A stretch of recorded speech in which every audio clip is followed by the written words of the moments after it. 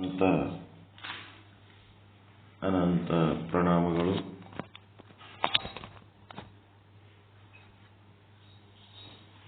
ಶ್ರೀ ವಿಚಾರ ಸಾಗರ ಸಾಧು ಶ್ರೀ ನಿಶ್ಚಲ್ ದಾಸ್ಜಿಯವರ ಕೃತಿ 4ನೇ ತರಂಗ ತತ್ವದೃಷ್ಟಿ ಮಹಾರಾಜರಿಗೆ ಉಪದೇಶ 207ನೇ ವಿಷಯಾಂಕ.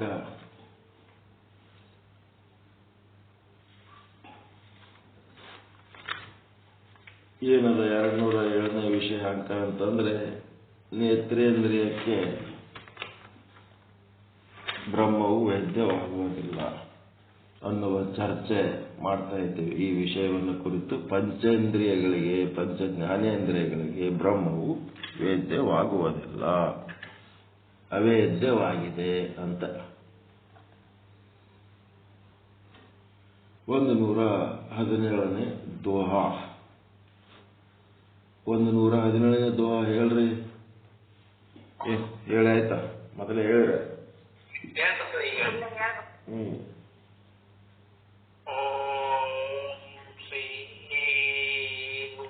ಪರಬ್ರಹ್ಮಣೇ ನಮಃ.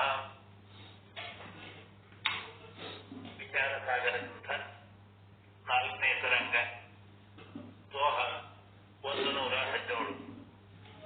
ಇಂದ್ರಿಯಕ್ಕೆ ಸಂಬಂಧ ಬಿನ ಅಹಂ ಬ್ರಹ್ಮ ಜ್ಞಾನ ಕೈಸೆ ವೈ ಪ್ರತ್ಯಕ್ಷ ಪ್ರಭು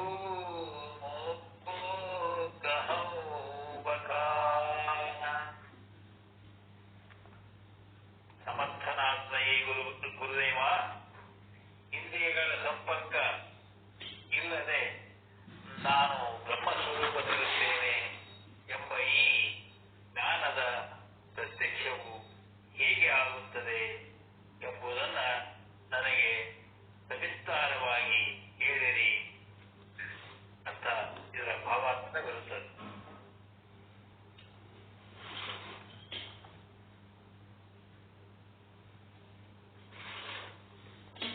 ಓಂ ಶಾಂತಿ ಶಾಂತಿ ಶಾಂತಿ. ಈ ಒಂದು ಮೂಲ ಕೂಟಸ್ಥ ಸಾಕ್ಷಿ ಬ್ರಹ್ಮ ಆತ್ಮ ಅಂತ ಏನು ಆದ, ಅದು ನಿಷ್ಕ್ರಿಯ ಬ್ರಹ್ಮ.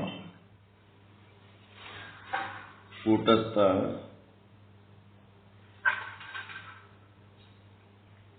ನಿಷ್ಕ್ರಿಯ ಬ್ರಹ್ಮನ ಇನ್ಆಕ್ಟಿವ್ ಬ್ರಹ್ಮನ್ ಅಂತಾರೆ. ಅದು ನಿಷ್ಕ್ರಿಯ ಬ್ರಹ್ಮ ಅಷ್ಟೇ ಇತ್ತು ಅಂತಂದ್ರೆ ಅದು ಇದ್ದು ಸತ್ತಂಗ ಅಂತ ಅಂತಾರೆ. ಆದರೆ ಅದು ನಿಷ್ಕ್ರಿಯ ಬ್ರಹ್ಮ ಅಷ್ಟೇ ಇಲ್ಲ. ಆ ನಿಷ್ಕ್ರಿಯ ಬ್ರಹ್ಮದ ಒಂದು ಭಾಗ ಏನಾಗ್ಯದ, ಪಿಂಡಾಂಡದೊಳಗ ವ್ಯಾಪಕವಾಗಿರುವಂತ ನಿಷ್ಕ್ರಿಯ ಬ್ರಹ್ಮ ಈ ಒಂದು ಅಂತಃಕರಣ ಅಂತೇನು ಆಗಲ್ಲ, ಆ ಅಂತಃಕರಣದೊಳಗ ಅಂದ್ರೆ ಅವಿದ್ಯೆ ಅಂತೇನಾಗಲ್ಲ, ಅದರ ಜೊತೆಗೆ ಅದು ವ್ಯಾಪಕವಾಗಿ ಅಂತಃಕರಣದಲ್ಲಿ ವ್ಯಾಪಕವಾಗಿ ಅದು ಸಕ್ರಿಯ ಆಗ್ಯದ. ಅದೇ ರೀತಿ ಬ್ರಹ್ಮಾಂಡದೊಳಗ ಅಲ್ಲಿ ಕೂಡ ಬ್ರಹ್ಮ ನಿಷ್ಕ್ರಿಯ ಬ್ರಹ್ಮನೇ. ಆ ಬ್ರಹ್ಮ ಮಾಯೆಯೊಳಗ ವ್ಯಾಪಿಸಿ ಅಲ್ಲಿ ಬ್ರಹ್ಮಾಂಡದೊಳಗ ಸಕ್ರಿಯ ಬ್ರಹ್ಮ ಆಗ್ಯದ. ಆಕ್ಟಿವ್ ಬ್ರಹ್ಮನ್, ಇನ್ಆಕ್ಟಿವ್ ಬ್ರಹ್ಮನ್. ಬ್ರಹ್ಮಾಂಡ ಕೂಡ ಆಕ್ಟಿವ್ ಅದ, ಸಕ್ರಿಯ ಅದ. ಯಾಕೆ ಸಕ್ರಿಯ ಅದ ಅಂತಂದ್ರೆ ಅಲ್ಲಿ ಬ್ರಹ್ಮ ಮಾಯೆಯ ಜೊತೆಗೆ ಮಾಯೆಯಲ್ಲಿ ವ್ಯಾಪಿಸಿರ್ತಾನೆ. ಇಲ್ಲಿ ಅವಿದ್ಯೆಯಲ್ಲಿ ವ್ಯಾಪಿಸಿದ. ಅವಿದ್ಯೆ ಅಂದ್ರೆ ಅಂತಃಕರಣ, ಅಜ್ಞಾನ, ಭ್ರಾಂತಿ. ನಮ್ಮೊಳಗೇನಾದಲ್ಲ ಆ ಒಂದು ಆವರಣವುಳ್ಳಂತ ಅವಿದ್ಯೆ ಏನಲ್ಲ, ಅದರೊಳಗೆ ಅವು ವ್ಯಾಪಿಸಿ ಸಕ್ರಿಯ ಆಗ್ಯಾನ. ಅವಿದ್ಯೆ ಒಳಗೆ ಯಾವಾಗ ವ್ಯಾಪಿಸ್ತಾನ ಆವಾಗ ಇಲ್ಲಿ ಸಕ್ರಿಯ ಆಗ್ತಾನ. ಪಿಂಡಾಂಡದೊಳಗ ಮಾಯೆಯೊಳಗೆ ಯಾವಾಗ ವ್ಯಾಪಿಸ್ತಾನ ಆವಾಗ ಅಲ್ಲಿ ಬ್ರಹ್ಮಾಂಡದಾಗ ಸಕ್ರಿಯ ಆಗ್ತಾನೆ. ಸಕ್ರಿಯ ಆಗೋದು ಇಲ್ಲಿ ಯಾವುದರ ಮೂಲಕ ಸಕ್ರಿಯ ಆಗ್ತೀರಿ ನೀವು? ಈ ಜೀವ ಯಾವಾಗ ಆ ಪಿಂಡಾಂಡದೊಳಗಿನ ಅಂತಃಕರಣದೊಳಗ ಆ ನಿಷ್ಕ್ರಿಯ ಬ್ರಹ್ಮ ವ್ಯಾಪಿಸಿ ಅಲ್ಲಿ ಸಕ್ರಿಯ ಆದಾಗ ಆ ತತ್ವಕ್ಕೆ ಏನಂತೀವಿ? ಜೀವ ಜೀವ ಅಂತೀವಿ. ಅದೇ ರೀತಿ ಬ್ರಹ್ಮಾಂಡದೊಳಗ ಸಕ್ರಿಯ ಆದಂತ ತತ್ವಕ್ಕೆ ಏನಂತೀವಿ ಅಂದ್ರೆ ಈಶ್ವರ ಅಂತೀವಿ. ಈಶ್ವರನ ಜೊತೆಗೆ ಮಾಯೆ ಮತ್ತು ಈಶ್ವರ ಬೇರೆ ಮಾಡ್ಲಿಕ್ಕೆ ಬರಂಗಿಲ್ಲ. ಮಾಯಾ ರಚಿತ ಅಂದ್ರೆ ಒಂದೇ, ಈಶ್ವರ ರಚಿತ ಅಂದ್ರೆ ಒಂದೇ. ಯಾಕಂದ್ರೆ ಸಂಕಲ್ಪ ಮಾಡಿದವನು ಈಶ್ವರ, ಅಭಿವೃದ್ಧಿ ಆದವಳು ಮಾಯೆ. ಇಬ್ರು ಜೊತೆ ಜೊತೆಯಾಗಿ, ಈಶ್ವರನ ಸಂಕಲ್ಪ ಇಲ್ಲದೆ ಮಾಯೆ ಏನು ಮಾಡಕ್ಕಾಗಲ್ಲ. ಇಲ್ಲಿ ಈಶ್ವರನ ಸಂಕಲ್ಪ ಏನದ? ಸತ್ಯ ಸಂಕಲ್ಪ. ಯಾಕಂದ್ರೆ ಅವನಿಗೆ ಸ್ವರೂಪದ ಅರಿವು ಆದ, ಸ್ವರೂಪದ ಮರೆವು ಇಲ್ಲ ಈಶ್ವರನಿಗೆ. ಯಾವಲ್ಲಿ ಈಶ್ವರ ಅಂತೀವಿ ಅಲ್ಲಿ ಅದರ ಸಮಾನವಾದಂತ ಶಕ್ತಿ ಉಳ್ಳಂತ ಜೀವರುಗಳು ಅದರ. ಯಾರಂದ್ರೆ ಅವ್ರಿಗೆ ಅವತಾರಿಕ ಪುರುಷರು ಅಂತ. ಆ ಅವತಾರಿಕ ಪುರುಷರದ ಶರೀರ ಹೆಂಗಿರ್ತದ, ಅವ್ರು ಯಾಕೆ ಬರ್ತಾರ, ಹೆಂಗ್ ಬರ್ತಾರ ಎಲ್ಲ ಡೀಟೇಲ್ ಆಗಿ ಬರ್ತದ. ಈ ಮನುಷ್ಯ ಪಿಂಡಾಂಡವನ್ನ ಧರಿಸಿ ಆ ಒಂದು ಈಶ್ವರನ ಸಮಾನವಾದ ಸಾಮರ್ಥ್ಯ ಉಳ್ಳಂತ ಶಕ್ತಿ ಉಳ್ಳಂತವ್ರಿಗೆ ಬರ್ತಾರಲ್ಲ ಅವರಿಗೆ ಅವತಾರಿಗಳು ಅಂತ.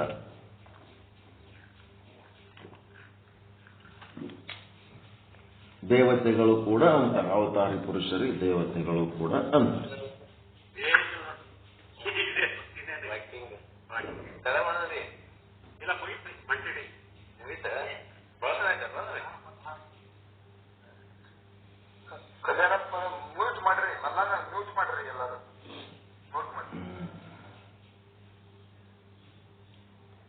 ಇಲ್ಲಿ ಅವಿದ್ಯ ಮತ್ತ ಚೈತನ್ಯ ಮಿಶ್ರವಾದ ಜೀವ ಅಂತೇನದಲ್ಲ, ಈ ಜೀವ ಸಕ್ರಿಯ ಬ್ರಹ್ಮ ಅಂತೇನಾಗ್ತಾನ. ಈ ಸಕ್ರಿಯ ಬ್ರಹ್ಮನ ಒಂದು ಕ್ರಿಯೆ ಯಾವುದರಿಂದ ನೀವು ಗುರುತಿಸ್ತೀರಿ?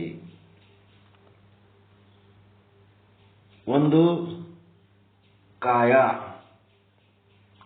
ಅಂತಂದ್ರೆ ಶರೀರದ ಏನದವ? ಇಂದ್ರಿಯಗಳ ಸಮೂಹ. ಅವು ದಶೇಂದ್ರಿಯಗಳು ಕಣ್ಣಿಗೆ ಕಾಣ್ತಾವ. ಕೈ ಕಾಲು ಬಾಯಿ ಗುದ ಗುಹ್ಯ, ಕಣ್ಣು ಕಿವಿ ಮೂಗು ನಾಲಿಗೆ ಚರ್ಮ, ಇವಿಷ್ಟು ದಶೇಂದ್ರಿಯಗಳು ಇವು ಕಣ್ಣಿಗೆ ಕಾಣ್ತಾವ. ಅವ್ರ ಜೊತೆಗೆ ವ್ಯವಹರಿಸಿದಾಗ ಅವ್ರ ಅಂತಃಕರಣ ಹೆಂಗದ ಅನ್ನೋದು ಗೊತ್ತಾಗ್ತದೆ.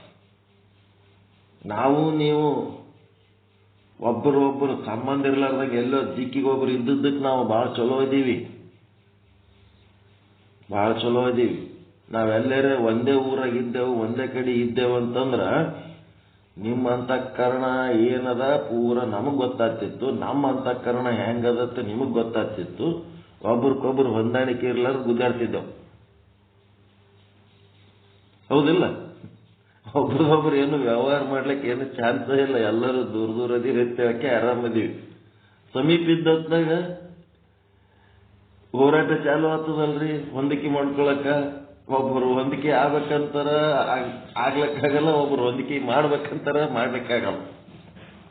ದೂರ ಇದ್ದದಕ್ಕೆ ಚಲೋ ಇದೀವ ಇಲ್ಲ? ಸಮೀಪ ಇದ್ದರೆ ಇಷ್ಟು ಚಲೋ ಇರ್ಲಕ್ ಸಾಧ್ಯ ಇತ್ತೇನ್ರಿ?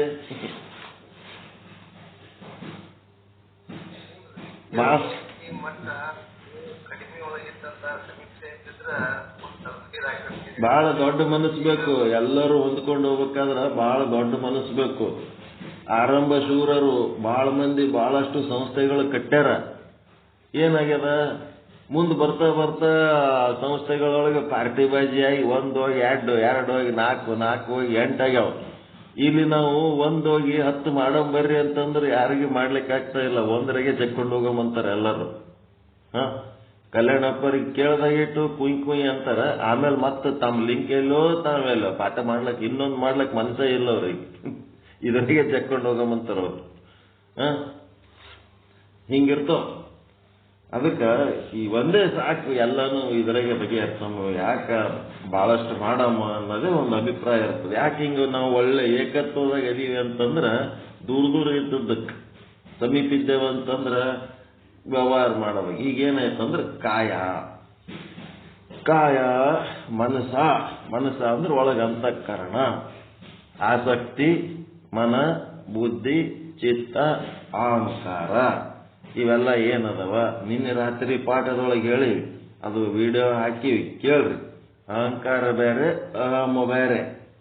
ಅಹಂ ಅಂತ ಒಳಗ ಅದು ಇದ್ದದ್ದಕ್ಕೆ ಕೂಟಸ್ಥ ಸಾಕ್ಷಿ ಏನದಲ್ಲ ಅದೇ ಅಹಂ. ಆ ಅಂದ್ರೆ ಶಿವ, ಹಂ ಅಂದ್ರೆ ಶಕ್ತಿ. ಅದು ಅಹಂ ಇದ್ದದ್ದಕ್ಕೆ ನಮ್ಮ ಅಂತಃಕರಣ ಕೆಲಸ ಮಾಡ್ಲಕತ್ತದ, ಅಹಂಕಾರ ಕೆಲಸ ಮಾಡ್ಲಕತ್ತದ. ಅಹಂಕಾರ ಅಂತಂದ್ರೆ ಕಾರ್ಯ, ಅಹಂ ಅಂತಂದ್ರ ಕಾರಣ. ಆ ಅಹಂ ಅನ್ನೋದು ಇರಬೇಕು. ಅಹಂಕಾರ ಅಂದ್ರ ಅಜ್ಞಾನದ ಕಾರ್ಯ ಇರಬಾರ್ದು. ಅದೆಲ್ಲ ನಿನ್ನೆ ವಿಶ್ಲೇಷಣೆ ಚಲೋ ಮಾಡ್ಯದ ರಾತ್ರಿ ಪಾಠದೊಳಗ. ಇಲ್ಲಿ ಏನಂತಂದ್ರೆ ಕಾಯ, ವಾಚ, ಮನಸ ಈ ಮೂರರಿಂದ ನಾವು ಕ್ರಿಯಾಶೀಲರಾಗೇವಿ. ಕಾಯ, ವಾಚ, ಮನಸ. ವಾಚ ಅಂದ್ರೆ ಮಾತಾಡ್ತೀವಿ, ಕಾಯ ಅಂದ್ರೆ ಮೈ ಕೈಗಳಿಂದ ಕೆಲಸ ಮಾಡ್ತೀವಿ, ಮತ್ತು ಮನಸ್ಸು ಆಲೋಚನೆ ಮಾಡ್ತೀವಿ. ಇವಕ್ಕೇನಂತಾರ ತ್ರಿಕರಣಗಳು. ಇವು ಯಾರು ಮಾತಾಡ್ತಾ ಇದ್ದಾರೆ, ಯಾರು ಮೈ ಕೈಗಳಿಂದ ಇಂದ್ರಿಯಗಳನ್ನು ಬಳಸಿ ಬದುಕ್ತಾ ಇದ್ದಾರೆ, ಮತ್ತು ಮನಸ್ಸಿನಲ್ಲಿ ಯಾರು ಆಲೋಚನೆ ಮಾಡ್ತಾ ಇದ್ದಾರೆ, ಕಾಯ, ವಾಚ, ಮನಸ. ಗೊತ್ತಾಯ್ತಾ? ಇಲ್ಲಿ ಏನಪ್ಪಾ ಅಂತಂದ್ರೆ ಕಾಯ, ವಾಚ, ಮನಸ ನಮ್ಮದು ಕ್ರಿಯಾಶೀಲತೆ, ಆಕ್ಟಿವ್ ಬ್ರಹ್ಮನ ಲಕ್ಷಣಗಳು. ಈ ಕಾಯ, ವಾಚ, ಮನಸ ಇವು ಮಾಡುವ ಕೆಲಸಗಳು, ಮಾಡುವ ಕ್ರಿಯೆಗಳು ಹೆಂಗಿರ್ಬೇಕಂದ್ರೆ ಕಲ್ಯಾಣಕಾರಿಯಾಗಿರ್ಬೇಕು. ಮಾತು, ಆಲೋಚನೆ, ಕ್ರಿಯೆ ಎಲ್ಲ ಏನದ ಕಲ್ಯಾಣಕಾರಿ ಅಂದ್ರೆ ತಾನು ಚೆನ್ನಾಗಿರ್ಬೇಕು, ಇಡೀ ಜಗತ್ತು ಚೆನ್ನಾಗಿರ್ಬೇಕು. ಕೆಲವೊಂದು ಸಾರಿ ತನ್ನ ಮಾತುಗಳಿಂದೇ ತಾನು ಹಾಳಾಗ್ತಾನೆ, ತನ್ನ ಕೆಲಸದಿಂದೇ ತಾನು ಹಾಳಾಗ್ತಾನೆ, ತನ್ನ ತಗ್ಗು ತಾನೇ ಕೆದರ್ತಾನಂತ. ಹಂಗ ತನ್ನ ಮಾತು, ತನ್ನ ಆಲೋಚನೆ, ತನ್ನ ಕೆಲಸದಿಂದ ತಾನೇ ಹಾಳಾಗ್ತಾನೆ.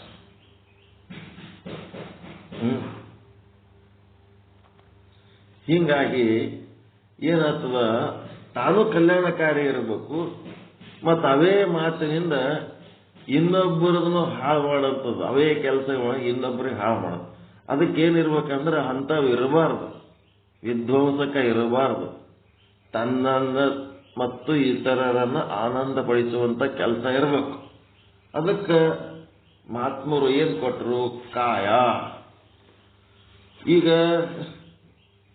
ಭಗವದ್ಗೀತೆಯ ಮೊದಲ 6 ಅಧ್ಯಾಯಗಳು ಏನ್ ಮಾಡ್ತಾವ? ಕಾಯ, ವಾಚ, ಮನಸ ಇವುಗಳನ್ನೇ ಪರಿಚಯ ಮಾಡಿಸ್ತಾವ.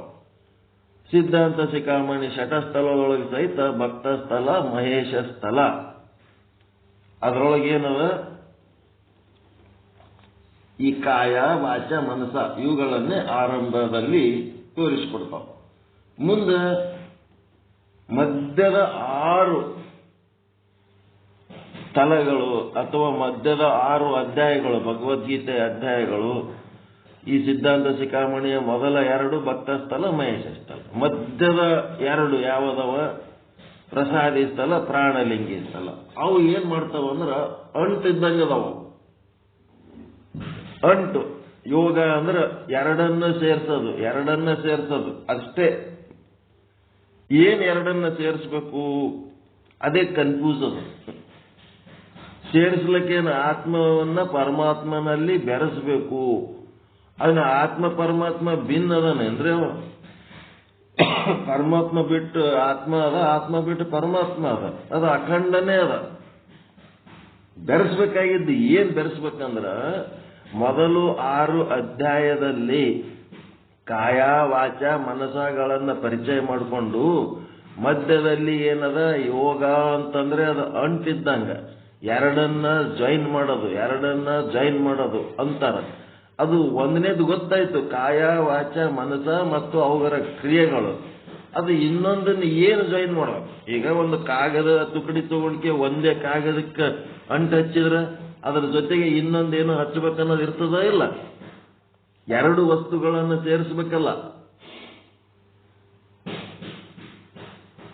ಅಂಟು ಎದಕ್ಕೆ ಹಚ್ಚಬೇಕು? ಇನ್ನೂ ಒಂದು ವಸ್ತು ಅದ್ರ ಜೊತೆಗೆ ಇನ್ನೊಂದು ವಸ್ತು ಹಚ್ಚೋದ್ರ ಸಲುವಾಗಿ ಅಂಟು ಹಚ್ಬೇಕಾಗ್ಯದ. ಈಗ ಇದು ಯೋಗ ಅಂದ್ರೆ ಹೆಂಗದ? ಅಂಟಿದ್ದಂಗದ. ಅಂಟಿನ ಬಗ್ಗೆ ಹೇಳ್ತಾರೆ. ಎರಡನ್ನ ಸೇರಿಸ್ಬೇಕು, ಎರಡನ್ನ ಸೇರಿಸದೆ ಇದರ ಕೆಲಸ, ಎರಡನ್ನ ಸೇರಿಸದೆ ಇದರ ಕೆಲಸ. ಏನ್ ಎರಡು ಸೇರಿಸ್ಬೇಕಂತಂದ್ರೆ ಜ್ಞಾನವನ್ನ ಅದರ ಜೊತೆಗೆ ಸೇರಿಸಬೇಕು ಅಂತ. ಕಾಯದಿಂದ ಏನೇನ್ ಮಾಡ್ತೀರಿ? ಕಣ್ಣು, ಕಿವಿ, ಮೂಗು, ನಾಲಿಗೆ, ಚರ್ಮಗಳ ಮೂಲಕ ಏನ್ ಮಾಡ್ತೀರಿ? ಶಬ್ದ, ಸ್ಪರ್ಶ, ರೂಪ, ರಸ, ಗಂಧಗಳನ್ನ ಗ್ರಹಿಸ್ತೀರಿ. ಇದು ಸಕ್ರಿಯ ಬ್ರಹ್ಮನ ಕೆಲಸ. ಮತ್ತೆ ಕೈಗಳಿಂದ ಕೊಡುಕೊಳ್ಳುವ ವ್ಯವಹಾರ ಮಾಡ್ತೀರಿ, ಹಿಡಿಯುವ ಬಿಡುವ ವ್ಯವಹಾರ ಮಾಡ್ತೀರಿ, ಕಾಲುಗಳಿಂದ ಚಲನೆ ಮಾಡ್ತೀರಿ, ಬಾಯಿಲಿಂದ ಮಾತನಾಡ್ತೀರಿ, ಗುಯ್ಯಗಳಿಂದ ಏನ್ ಮಾಡ್ತೀರಿ? ಸ್ವಚ್ಛತೆ ಮಾಡ್ಕೋತೀರಿ, ಮತ್ತೆ ಸಂತಾನೋತ್ಪತ್ತಿ ಮಾಡ್ತೀರಿ. ಇವೆಲ್ಲ ಅಷ್ಟು ಏನ್ ನಡೆದವ ಈ ಕಾಯದಿಂದ. ಈ ಕಾಯದ ಏನಾಗಬೇಕು? ಈ ಜ್ಞಾನದ ಜೊತೆಗೆ ಅದು ಸೇರ್ಬೇಕು. ಕಾಯದ ಕ್ರಿಯೆಗಳು, ಕಾಯ ಪ್ಲಸ್ ಯೋಗ ಪ್ಲಸ್ ಜ್ಞಾನ, ಕಾಯ ಪ್ಲಸ್ ಯೋಗ ಪ್ಲಸ್ ಜ್ಞಾನ. ಇದು ಫಾರ್ಮುಲಾ ಬರ್ಕೋಬೇಕು ನೀವು. ಕಾಯದಲ್ಲಿ ಕರ್ಮೇಂದ್ರಿಯ ಜ್ಞಾನೇಂದ್ರಿಯಗಳ ಒಂದು ವಿಚಾರ, ಅದರದ್ದು ಚಟುವಟಿಕೆಗಳು. ಅದು ಎಂಥದಾಗಬೇಕು? ಜ್ಞಾನದ ಚಟುವಟಿಕೆ ಆಗ್ಬೇಕ, ಅಜ್ಞಾನದ ಚಟುವಟಿಕೆ ಆಗ್ಬೇಕು? ಹೆಂಗಾಗಬೇಕು? ಯೋಗ ಪ್ಲಸ್ ಜ್ಞಾನ. ಯೋಗ ಅಂದ್ರೆ ಧ್ಯಾನ, ಮತ್ತಿನ್ನೇನಿಲ್ಲ, ಉಪಾಸನೆ.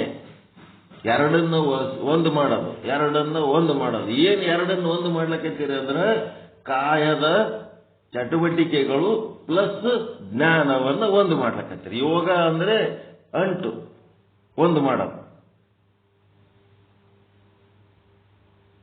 ಯೋಗ ಅಂದ್ರೆ ಅಂಟಿದ್ದಂಗ, ಕಾಯ ಅಂದ್ರೆ ಒಂದು ಕಾಗದಿದ್ದಂಗ, ಜ್ಞಾನ ಅಂದ್ರೆ ಇನ್ನೊಂದು ಕಾಗದಿದ್ದಂಗ. ಅವೆರಡು ಜಾಯಿನ್ ಮಾಡೋದು, ಅದು ಯೋಗದ ಕೆಲಸ. ಇದಕ್ಕೇನಂತಾರ ವೇದಾಂತಿಗಳು? ಕರ್ಮ ಯೋಗ ಅಂತಾರ,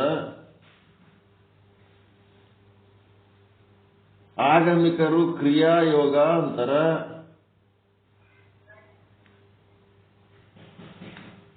ಬಸವಾದಿ ಶರಣರು ಕಾಯಕ ಯೋಗ ಅಂತ ಅಷ್ಟೇ.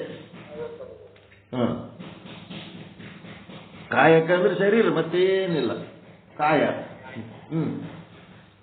ಶರೀರದಿಂದ ಮಾಡುವ ಚಟುವಟಿಕೆಗಳೇನದವ ಅವು ಜ್ಞಾನದ ಜೊತೆಗೆ ಬೆರೆತಿರಲಿ. ಅಂಟು ವೀಕ್ ಆಯ್ತಂದ್ರೆ ಎರಡು ಆಗಲಾಗ್ಬಿಡುತ್ತೆ, ದೂರ ಆಗ್ತಾವ. ಅಂಟಿರತನ ಎರಡು ಹಿಡ್ಕೊಂಡಿರ್ತಾವ.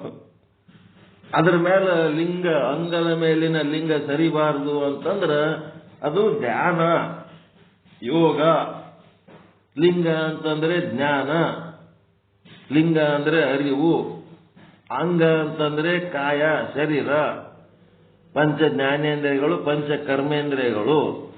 ಈ ಅಂಗದ ಮೇಲಿನ ಲಿಂಗ ಸರಿಬಾರದು ಅಂತಂದ್ಮೇಲೆ ಕೊಳ್ಳಗೊಂದು ಲಿಂಗ ಹಾಕೊಂಡು ಮಂಗನಂಗೆ ತಿರುಗಾಡಿದ್ರೆ ಅಲ್ಲದು. ನಮ್ಮ ಪಂಚೇಂದ್ರಿಯಗಳು ಮತ್ತು ಜ್ಞಾನೇಂದ್ರಿಯಗಳ ಕ್ರಿಯೆಗಳು ಏನದವ ಅವು ಅರಿವಿನಿಂದ ಸರಿಬಾರದು ಅಂತ. ಲಿಂಗ ಸರಿಬಾರದು, ಅಂಗದ ಮೇಲಿನ ಲಿಂಗ ಸರಿಬಾರದು ಅಂತಂದ್ರ ಈ ಕರ್ಮೇಂದ್ರಿಯಗಳು ಮತ್ತು ಜ್ಞಾನೇಂದ್ರಿಯಗಳ ಕ್ರಿಯೆಗಳೇನದವ ಅವು ಅರಿವಿನಿಂದ ಸರಿಬಾರದು ಅಂತ. ಅರಿವಿನಿಂದಲೇ ಅವೆಲ್ಲ ಕೆಲಸ ಆಗಬೇಕು ಅಂತ, ಕಲ್ಯಾಣಕಾರಿ ಆಗಬೇಕು. ಶರಣರ ರಾಜ್ಯ ಏನಾಗಬೇಕು? ಸಾಮ್ರಾಜ್ಯ ಸೃಷ್ಟಿ ಆಗಬೇಕು. ರಾಮರಾಜ್ಯ ಸೃಷ್ಟಿ ಆಗ್ಬೇಕಂದ್ರೆ ಅಂಗದ ಮೇಲಿನ ಲಿಂಗ ಸರಿಬಾರದು ಅಂತಂದ್ರ ಈ ಒಂದು ಶರೀರದಿಂದ ಮಾಡುವ ಕಾಯ ಏನದಲ್ಲ, ಈ ಕಾಯದ ಕಾಯಕ ಜ್ಞಾನದಿಂದ ಕೂಡಿರಬೇಕು. ಆ ಜ್ಞಾನದಿಂದ ಕೂಡಬೇಕಂದ್ರೆ ಜ್ಞಾನ ಮತ್ತು ಕಾಯ ಕ್ರಿಯೆಗಳು ಇವೆರಡನ್ನ ಬೆರೆಸದೆವುದು ಯೋಗ. ಕಳತನ ಮಾಡಬಾರ್ದು ಅಂತೇಳಿ ಗುರುಗಳು ಹೇಳ್ತಾರ, ಅದು ಜ್ಞಾನ. ಕೈ ಏನದ ಅಂಗ. ಈ ಕೈ ಕಳತನ ಮಾಡಬಾರ್ದು ಅಂದ್ರೆ ಇವೆರಡಕ್ಕ ಕಲಸದೇವುದು, ಕಳತನ ಮಾಡ್ಲಾರ್ದಂಗೆ ಇಡದೇವುದು ಯೋಗ. ಅಲ್ಲಿ ಯೋಗ ಇರಲಿಲ್ಲ ಅಂತಂದ್ರೆ ಕೈ ಕಳತನ ಮಾಡ್ತದ ಅಷ್ಟೇ. ಕಳತನ ಮಾಡ್ಲಾರ್ದಂಗೆ ಇರೋದೇವುದು ಯೋಗ. ಧ್ಯಾನ, ಗುರು ಹೇಳಿದ ವಾಕ್ಯದ ಮೇಲೆ ಧ್ಯಾನ ಇಟ್ಟು ಅದರ ಮೇಲೆ ಕಾನ್ಸಂಟ್ರೇಟ್ ಮಾಡಿದ್ರೆ ಕೈ ಹೆಂಗ್ ಕಳತನ ಮಾಡ್ತದ್ರಿ? ಗುರುಗಳು ಕಳತನ ಮಾಡಬೇಡ ಅಂದಾರ, ನಾ ಕಳತನ ಮಾಡಬಾರ್ದು ಅಂತೇಳಿ ಅರಿವು ಅದ ಒಳಗ. ಆ ಅರಿವು ಇರ್ಲಾರ್ದ ಕಳತನ ಮಾಡ್ತದ. ಅರಿವು ಇದ್ದಾಗ ಯಾಕೆ ಕಳತನ ಮಾಡ್ತದ? ಆ ಅರಿವು ಯಾವಾಗ ಇರ್ತದ ಅವಾಗ ಅದಕ್ಕೆ ಧ್ಯಾನ ಅಂತಾರೆ, ಉಪಾಸನೆ ಅಂತಾರೆ. ಸ್ಪಷ್ಟ ಅರ್ಥ ಆಯ್ತಾ? ಕಳಬೇಡ ಅಂತ ಬಸವಣ್ಣವ್ರು ಹೇಳ್ಯಾರ. ಕಡ, ಬಡ್ಡಿ, ಸಾಲ ಕೊಡೋದು, ತೋಳದು ಎಲ್ಲ ಶರಣರ ವಚನದಾಗ ನಿಷಿದ್ಧ ಅದು. ಒಬ್ರಿಗೊಬ್ರು ಕಡ ಕೊಡಬೇಡ್ರಿ, ಕಡ ಬಡ್ಡಿ ಕೊಡಬೇಡ್ರಿ, ಸಾಲ ಕೊಡಬೇಡ್ರಿ, ಒಬ್ರಿಗೊಬ್ರು ಸಹಾಯ ಮಾಡ್ರಿ ಅಂತಂದ್ರೆ ಎಂತ ಸಹಾಯ? ದಾನಿಗಳಾಗಿ ಸಹಾಯ ಮಾಡಬೇಡ್ರಿ. ಅವ್ರ ಅವಶ್ಯಕತೆಗೆ ಏನ್ ಬೇಕು ಕೊಟ್ಟು ಮರ್ತು ಬಿಡ್ರಿ. ಅವರಾಗೆ ಹೊಳ್ಳಿ ತಂದು ಕೊಟ್ರೆ ಬಂದಡೆ ಒಂದು ಲೇಸು, ಬಾರದಿದ್ದಡೆ 2 ಲೇಸು, ಹಂಗಿರ್ರಿ. ಕಡ ಬಡ್ಡಿ ಸಾಲ ಮಾಡಬೇಡ ಅಂತ ಹೇಳ್ತಾರ. ಯಾವ ಶರಣರು ಕಡ ಬಡ್ಡಿ ಸಾಲ ಮಾಡೋದು ಬೇಡ ಅಂತ ಹೇಳ್ತಾರ, ಅವ್ರ ಅನುಯಾಯಿಗಳು ಎಲ್ಲರೂ ಬಡ್ಡಿ ವ್ಯವಹಾರ ಮಾಡ್ತಾರೆ. ಎಲ್ಲರೂ ಬಡ್ಡಿ ವ್ಯವಹಾರ ಮಾಡ್ತಾರೆ. ಎಲ್ಲರೂ ಬಡ್ಡಿ ಮೇಲೆ ಬದುಕ್ಯಾರ ಅವ್ರ ಅನುಯಾಯಿಗಳು. ಬಡ್ಡಿ ಇಲ್ಲ ಮನ್ಯಾಗ ಬಡ್ಡಿ ವ್ಯವಹಾರ ಮಾಡೋವರೇ ಶರಣರ ಅನುಯಾಯಿಗಳದ. ಇದೇಂಗ ಕಡ ಬಡ್ಡಿ ಏನು ಕೊಡಂಗಿಲ್ಲ. ದಾಸೋಹ, ಯಾರಿಗೆ ಅವಶ್ಯಕತೆ ಆದ, ನಿನ್ನ ಹತ್ರ ಹೆಚ್ಚಿನ ದ್ರವ್ಯ ಇತ್ತಂದ್ರೆ ಅವ್ರ ಜೊತೆಗೆ ಹಂಚ್ಕೋ ಅಷ್ಟೇ. ತಗೊಂಡು ಹೋದವ್ರಿಗೆ ಅರಿವಿರ್ಬೇಕು, ಇಂಥವ್ರ ಬಲ್ಲಿ ಇಂಥದ್ದು ಇಸ್ಕೊಂಡಿನಿ, ಅವನು ವಾಪಸ್ ತಂದು ಕೊಟ್ರೆ ಸರಿ, ತಂದು ಕೊಡ್ಲಿಲ್ಲ ಅಂತಂದ್ರ ನಿನ್ ಕಡೆಯಿಂದ ಏನ್ ಸಹಾಯ ಮಾಡ್ಲಕ್ಕತ್ತದ ಮಾಡಿ ಸುಮ್ ಕೂತ್ಬಿಡು. ಅದಕ್ಕೆ ದಾಸೋಹ ಅಂದ್ರ ನಿನಗೆ ಕೊಟ್ಟಿನಿ ಅಂತ ತಿಳ್ಕೊ. ಮನ್ಯಾಗ ಮಕ್ಕಳಿಗೆ ತಂದೆಗೆ ಏನಾರ ರೊಕ್ಕ ಕೊಟ್ಟದ್ದು ಯಾವಾಗ ಒಳಗೆ ಕೊಡ್ತೇಪ್ಪ ಅಂತ ಕೇಳೋದಿರ್ತದೇನೋ. ಅವ್ರು ಇನ್ನ ಬೇಕೇನ್ ತಗೋ ಹೆಂಗ್ ಕೊಡ್ತೀರಿ? ಹಾಂಗೆ ಕೊಡಬೇಕು ನಿಮ್ಮಲ್ಲಿ ಇದ್ದದ್ದು ಸಮಾಜಕ್ಕೆ ಅಂತ ಹೇಳ್ತಾರೆ. ಅದಕ್ಕೆ ದಾಸೋಹ ಅಂದ್ರು. ಏನಾಯ್ತು ಈಗ? ಕ್ರಿಯೆ ಪ್ಲಸ್ ಯೋಗ ಪ್ಲಸ್ ಜ್ಞಾನ. ಏನ್ ಕ್ರಿಯೆ ಅಂತಂದ್ರ ಕಾಯದ ಕ್ರಿಯೆ ಪ್ಲಸ್ ಯೋಗ ಪ್ಲಸ್ ಜ್ಞಾನ. ಜ್ಞಾನ ಅಂತಂದ್ರೆ ಶರಣಸ್ಥಲ, ಐಕ್ಯ ಸ್ಥಳ. ಯೋಗ ಅಂತಂದ್ರೆ ಪ್ರಸಾದಿ ಸ್ಥಳ, ಪ್ರಾಣಲಿಂಗಿ ಸ್ಥಳ. ಕಾಯ ಅಂತಂದ್ರೆ ಭಕ್ತ ಸ್ಥಳ, ಮಹೇಶ ಸ್ಥಳ. ಭಗವದ್ಗೀತೆಯ ಮೊದಲು 6 ಅಧ್ಯಾಯಗಳು, ಮಧ್ಯದ 6 ಅಧ್ಯಾಯಗಳು, ಕೊನೆಯ 6 ಅಧ್ಯಾಯಗಳು. ಕೊನೆಯ 6 ಅಧ್ಯಾಯಗಳು ಜ್ಞಾನದ್ದು ಅದಾವ. ಮೊದಲ 6 ಅಧ್ಯಾಯಗಳು ಕ್ರಿಯಾ ಕಾಯದ ಬಗ್ಗೆ ಅದಾವ. ಮತ್ತೆ ಮಧ್ಯದ 6 ಅಧ್ಯಾಯಗಳು ಯೋಗದ ಬಗ್ಗೆ. ಅದಕ್ಕೇನಂದ್ರು? ಆ ಕಾಯ, ಯೋಗ ಮತ್ತು ಜ್ಞಾನ ಇವು 3 ಕೂಡಿಸಿದ್ರ ಕರ್ಮಯೋಗ, ಕ್ರಿಯಾಯೋಗ, ಕಾಯಕ ಯೋಗ ಅಂತಂದ್ರು. ಈ ಕಾಯ ಮುಗಿತು. ಇನ್ನ ಒಂದು ಕರ್ಣ ಯಾವುದು? ವಾಚ. ಮಾತಾಡ್ತೀರಿ, ಬರೀ ಕೆಲಸ ಒಂದೇ ಎಲ್ಲಿ ಮಾಡ್ತೀರಿ? ಮಾತಾಡ್ತೀರಿ. ಇಡೀ ಜಗತ್ತಿನಾಗ ಎಲ್ಲಾ ಪ್ರಾಣಿಗಳು ಸುಮ್ ಕೆಲಸ ಮಾಡ್ತಾವ. ಈ ಮನುಷ್ಯ ಒಬ್ಬ ಮಾತಾಡಿ ಹೊಲಸು ಮಾಡ್ತಾನೆ ಜಗತ್ತು. ಒದರಿದ್ದು ಎಲ್ಲಿ ಬೇಕಲ್ಲಿ ಕುಂತಕ್ಕೆ ಏನ್ ಬೇಕಾದ್ರೆ ಮಾತಾಡ. ಅದಕ್ಕಿದು ವಾಚ. ವಾಚ ಏನಿದು? ಕ್ರಿಯಾಶೀಲ ಅದ ಅಲ್ರಿ ವಾಚ. ಆಕ್ಟಿವ್ ಅದ ಏನಿಲ್ಲ, ಇನ್ಆಕ್ಟಿವ್ ಅದ? ಆಕ್ಟಿವ್ ಅದ, ಕ್ರಿಯಾಶೀಲ ಅದ, ಮಾತಾಡ್ತೀವಿ. ಈ ಮಾತಾಡೋದ್ರ ಜೊತೆಗೆ ಏನಾಗಬೇಕಾಗ್ಯದ? ಇದು ಕಲ್ಯಾಣಕಾರಿ ಆಗ್ಬೇಕಾದ್ರೆ ಜ್ಞಾನದ ಜೊತೆಗೆ ಉಳ್ಬೇಕಾಗ್ಯದ. ವಾಚ ಪ್ಲಸ್ ಯೋಗ ಪ್ಲಸ್ ಜ್ಞಾನ. ಮಾತು ಹೆಂಗಿರ್ಬೇಕು? ನುಡಿದರೆ ಮುತ್ತಿನ ಹಾರದಂತಿರಬೇಕು ವಚನ ಆದ.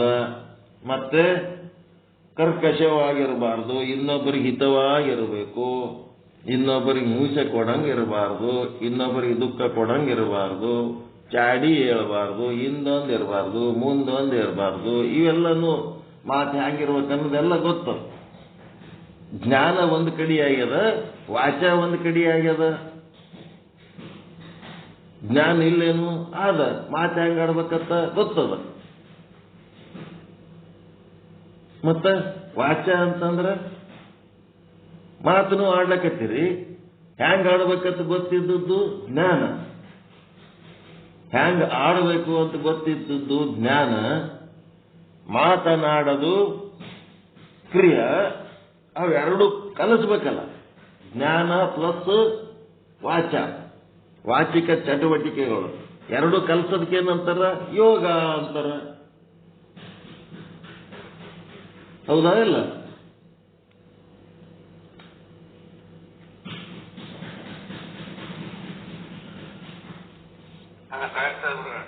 ಹೌದಲ್ರಿ?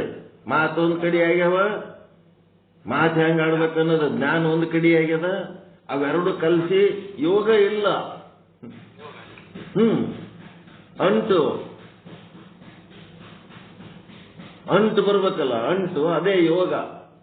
ಹೆಂಗ ಮಾತಾಡಬೇಕು ಹಂಗ ಮಾತಾಡ್ಬೇಕು. ಗುರುಗಳು ಹೆಂಗ ಹೇಳ್ಯಾರ, ಶಾಸ್ತ್ರಗಳು ಹೆಂಗ ಹೇಳ್ತಾವ ಹಂಗೆ ಮಾತಾಡ್ಬೇಕು. ಹಂಗೆ ಮಾತಾಡಿದ್ರೆ ಯೋಗ. ಅದು ಯೋಗ ಏನಾಗ್ತದ? ನೀವು ಪ್ರತಿಯೊಂದು ಮಾತು ನೀವು ಜ್ಞಾನವನ್ನು ಮಿಶ್ರ ಮಾಡೇ ಮಾತನಾಡಿ ಬಿಟ್ರಿ ಅಂತಂದ್ರ ಅದೇ ನಿಮ್ಮದೇನಾಗ್ತದ? ಪ್ರವಚನ ಆಗ್ತದ. ಪ್ರವಚನ ಆಗ್ತದ.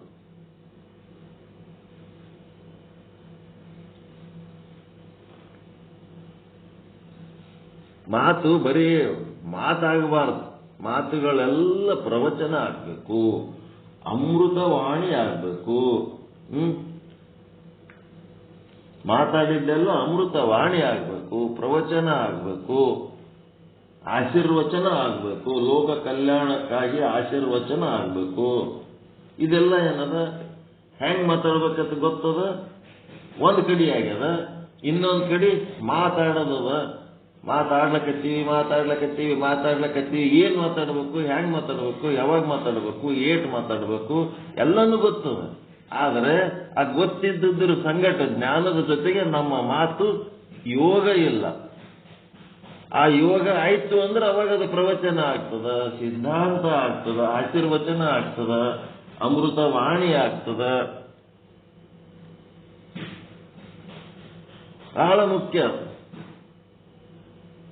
ಕಾಲೇ ಬಿಟ್ರೆ ಬೇಕಾದಾಗ ಮಾತಾಡ್ತೀರಿ, ಏನಾದ್ರು ಕೇಳಿದಾಗ ಗಪ್ ಕೂತ್ಕೊಳ್ತೀರಿ. ಅನುಚಿತ ವರ್ತನೆ ಅಂತ ಅದಕ್ಕೆ. ಕೇಳಿದಾಗ ಗಪ್ ಕುಂದ್ರದು, ಸುಮ್ ಬಿಟ್ರೆ ಮಾತಾಡೋದು.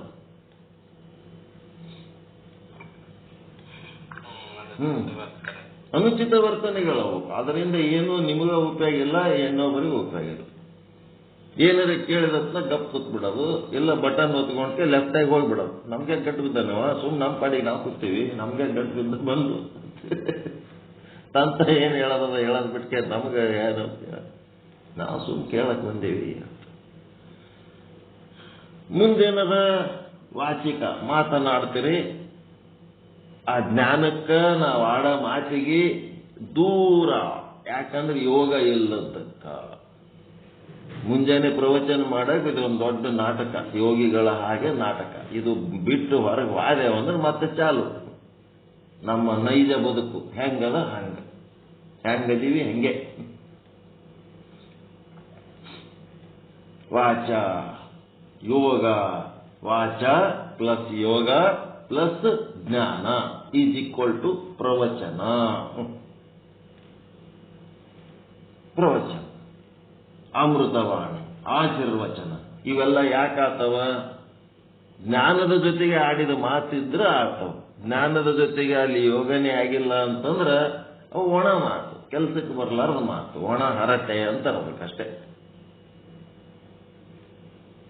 ಮುಂದೆ ಮನಸ್ಸಿನ ಆಲೋಚನೆಗಳು ಕಾಯ ವಾಚ ಇವೆರಡನ್ನೂ ಗಪ್ ಕುಂದ್ರು ಏನ್ ಹಚ್ಚಿದಿ ಮಾತು ನೀನ್ ಗಪ್ ಅಂತೇಳಿ ಬೆದರಿಸಿಬಿಟ್ಟು ಅಂದ್ರೆ ಗಪ್ ಕುಂದಿರ್ತೀವಿ. ಯಾರ್ಯಾರ ದೊಡ್ಡವ್ರು ಬೆದರಿಸಿದ್ರೆ ಸುಮ್ ಕುಂದಿರ್ಲಕ್ಕೆ ಏನ್ ತಗೋತಿ ನೀನು, ಸುಮ್ ಕುಂದಿರ್ಲಕ್ಕೆ ಏನ್ ತಗೋತಿ ನೀನು ಅಂತ. ನಾನು ಏನ್ ಮಾಡಾಕತ್ತೀನಿ, ರಿಟೈರ್ ಆಗೋಣ ಅಲ್ಲಿ ಇಲ್ಲಿ ಅವರ ಫರ್ಮ್ಗಳು ಅವು ಏನಾರ ಇದ್ರು ಬರೀ 4,500 ರೂಪಾಯಿ ಪೆನ್ಷನ್ ಬರ್ತದ. ಏನಾರ ಅಂದ್ರೆ ಮೊದಲಿನಂಗೆ ಕಟ್ಟಿ ಹಾಕಿ 8 ತಾಸು ಕುಂತು ಮಾಡಿದ್ರೆ ಆಗಲ್ಲ. ಯಾವಾಗಾರ ಬಂದು ಹೋಗಿ ಏನಾರ ಒಂದು ಹಗುರಿದ್ರು ಏನಾರ ಕೆಲಸ ಇದ್ರೆ ನೋಡ್ರಿಪ್ಪ ಅಂತ ಅಲ್ಲಿ ಇಲ್ಲಿ ಹೇಳಿ ಅವ್ರಿದ್ರೆ ನಮ್ಮ ಹೆಂಡತಿ ಮಕ್ಕಳಿಗೆ ಏನ್ ಸರ್ ಅಂತ ದೊಡ್ಡ ಪೋಸ್ಟ್ನಾಗಿದ್ದು ಎಲ್ಲಾರ ಏನಾರ ಕೆಲಸ ಕೇಳ್ಕೊತ ಅಡ್ಡಾಡ್ಲಕತ್ತಾರಲ್ರಿ ಏನ್ ಮಾಡ್ಬೇಕ ಇವ್ರು ಮನೆಗೆ ಬಂದು ನಮಗೆ ಜಾಡಿಸ್ಬಿಟ್ರು. ಏನ್ ಕೆಲಸ ಮಾಡ್ತಿ, ಸುಮ್ ಕುಂದ್ರಲಕ್ಕ ಏನ್ ತಗೋತಿ, ಸುಮ್ ಕುಂದ್ರಲಕ್ಕ ಏನ್ ತಗೋತಿ ಅಂತ. ಸುಮ್ ಕುಂದ್ರಲಕ್ಕ ಏನ್ ತಗೋತಿ ಅಂದ್ರ ಮಗ 5,000 ಹೆಣ್ತಿ 5,000 ಕೊಟ್ರೆ ಸುಮ್ ಕುಂದಿರ್ತೀನಿ ಮನ್ಯಾಗ. ಇಲ್ಲ ಅಂದ್ರೆ ಇನ್ನೊಂದು 12,000 ರೂಪಾಯಿ ಎಲ್ಲರೂ ಸಿಕ್ಕರೆ ಹೊರಗೆ ಹೋಗ್ತೀನಿ ಕೆಲಸ ಮಾಡಕ್ಕ. ಕೊಡ್ತೀನಿ ಸುಮ್ ಕುಂದಿರ್ತೀನಿ. ಇಬ್ರು ಒಂದು 5,000 ರೂಪಾಯಿ ಕೊಡ್ರಿ, ಲೆಕ್ಕ ಕೇಳಬೇಡ್ರಿ. ನಾವೇನು ವೇಸ್ಟ್ ಮಾಡೋರಲ್ಲ, ಪೇಸ್ಟ್ ಮಾಡೋರಲ್ಲ, ಅವ್ರ ರೊಕ್ಕ ಅಲ್ಲೇ ಇರ್ತಾವ. ನಮ್ಗೆ ಎದಕ್ ಬೇಕು? 2 ಹೊತ್ತು ಊಟಕ್ಕೆ ಹಾಕಿದ್ರು ಅಂತಂದ್ರೆ ಏನು ರೊಕ್ಕನೇ ಬೇಕಾಗಿಲ್ಲ. ಯಾವಾಗಲೇ ಒಂದು ಸುಮ್ ಕುಂದಿರ್ಲಕ್ಕ ಪಗಾರ ತಗೋತೀವಿ ನಾವೀಗ. 5,000 ರೂಪಾಯಿ ಇಬ್ರು ಕ್ವಾಟ್ರಿ ಅಂತಂದ್ರೆ ಸುಮ್ ಕೂತ್ಬಿಡ್ತೀವಿ. ಮನೆಗೆ ಏನಾರು ಕೆಲಸ, ಮ್ಯಾಲಿನ ರೂಮ್ ನನ್ನ ಸಾಮಾನು ತಂದು ಕೆಳಗಿಡೋದು, ಕೆಳಗಿನ ರೂಮ್ ಸಾಮಾನು ಮ್ಯಾಲಿಡೋದು, ಮತ್ತು ಏನಾರು ಬಾಗಿಲ ಕಿಟಕಿ ಏನಾರು ರಿಪೇರಿ ಅವು ಏನಾರು ಹುಳ ಗಿಳ ಹಚ್ಚಿದ್ದು ಬಂದ್ರೆ ಒಂದಿಟ್ಟು ಪೇಂಟ್ ಗೇಂಟ್ ಮಾಡಿ ಏನಾರು ಮಾಡ್ಕೊಂಡು ಕುಂದ್ರದು. ಇಲ್ಲ ನಾವು ರೊಕ್ಕ ಕೊಡ್ತೀವಿ ಸುಮ್ ಕುಂದ್ರಿ ನೀನು ಅಂದ್ರೆ ಸುಮ್ ಕುಂದ್ರ. ಈಗ ಒಬ್ಬ ಮನುಷ್ಯ ಸುಮ್ ಆರಾಮ್ ಇರ್ಬೇಕಾದ್ರೆ ಒಂದು 10-12 ಬಾಗ್ಲಾಗಿದ್ರೆ ಸುಮ್ ಆರಾಮ್ ಇರ್ತಾನ. ಒಂದು 3,000-5,000 ಕೊಟ್ಟರೆ ಅದು ಎದಕ್ಕೆ ಬರ್ತವು? ಸುಮ್ ಹಂಗೆ ಮಜಾ. ಏನಾಯ್ತು ಮನಸ್ಸ, ಈ ಮನಸ್ಸ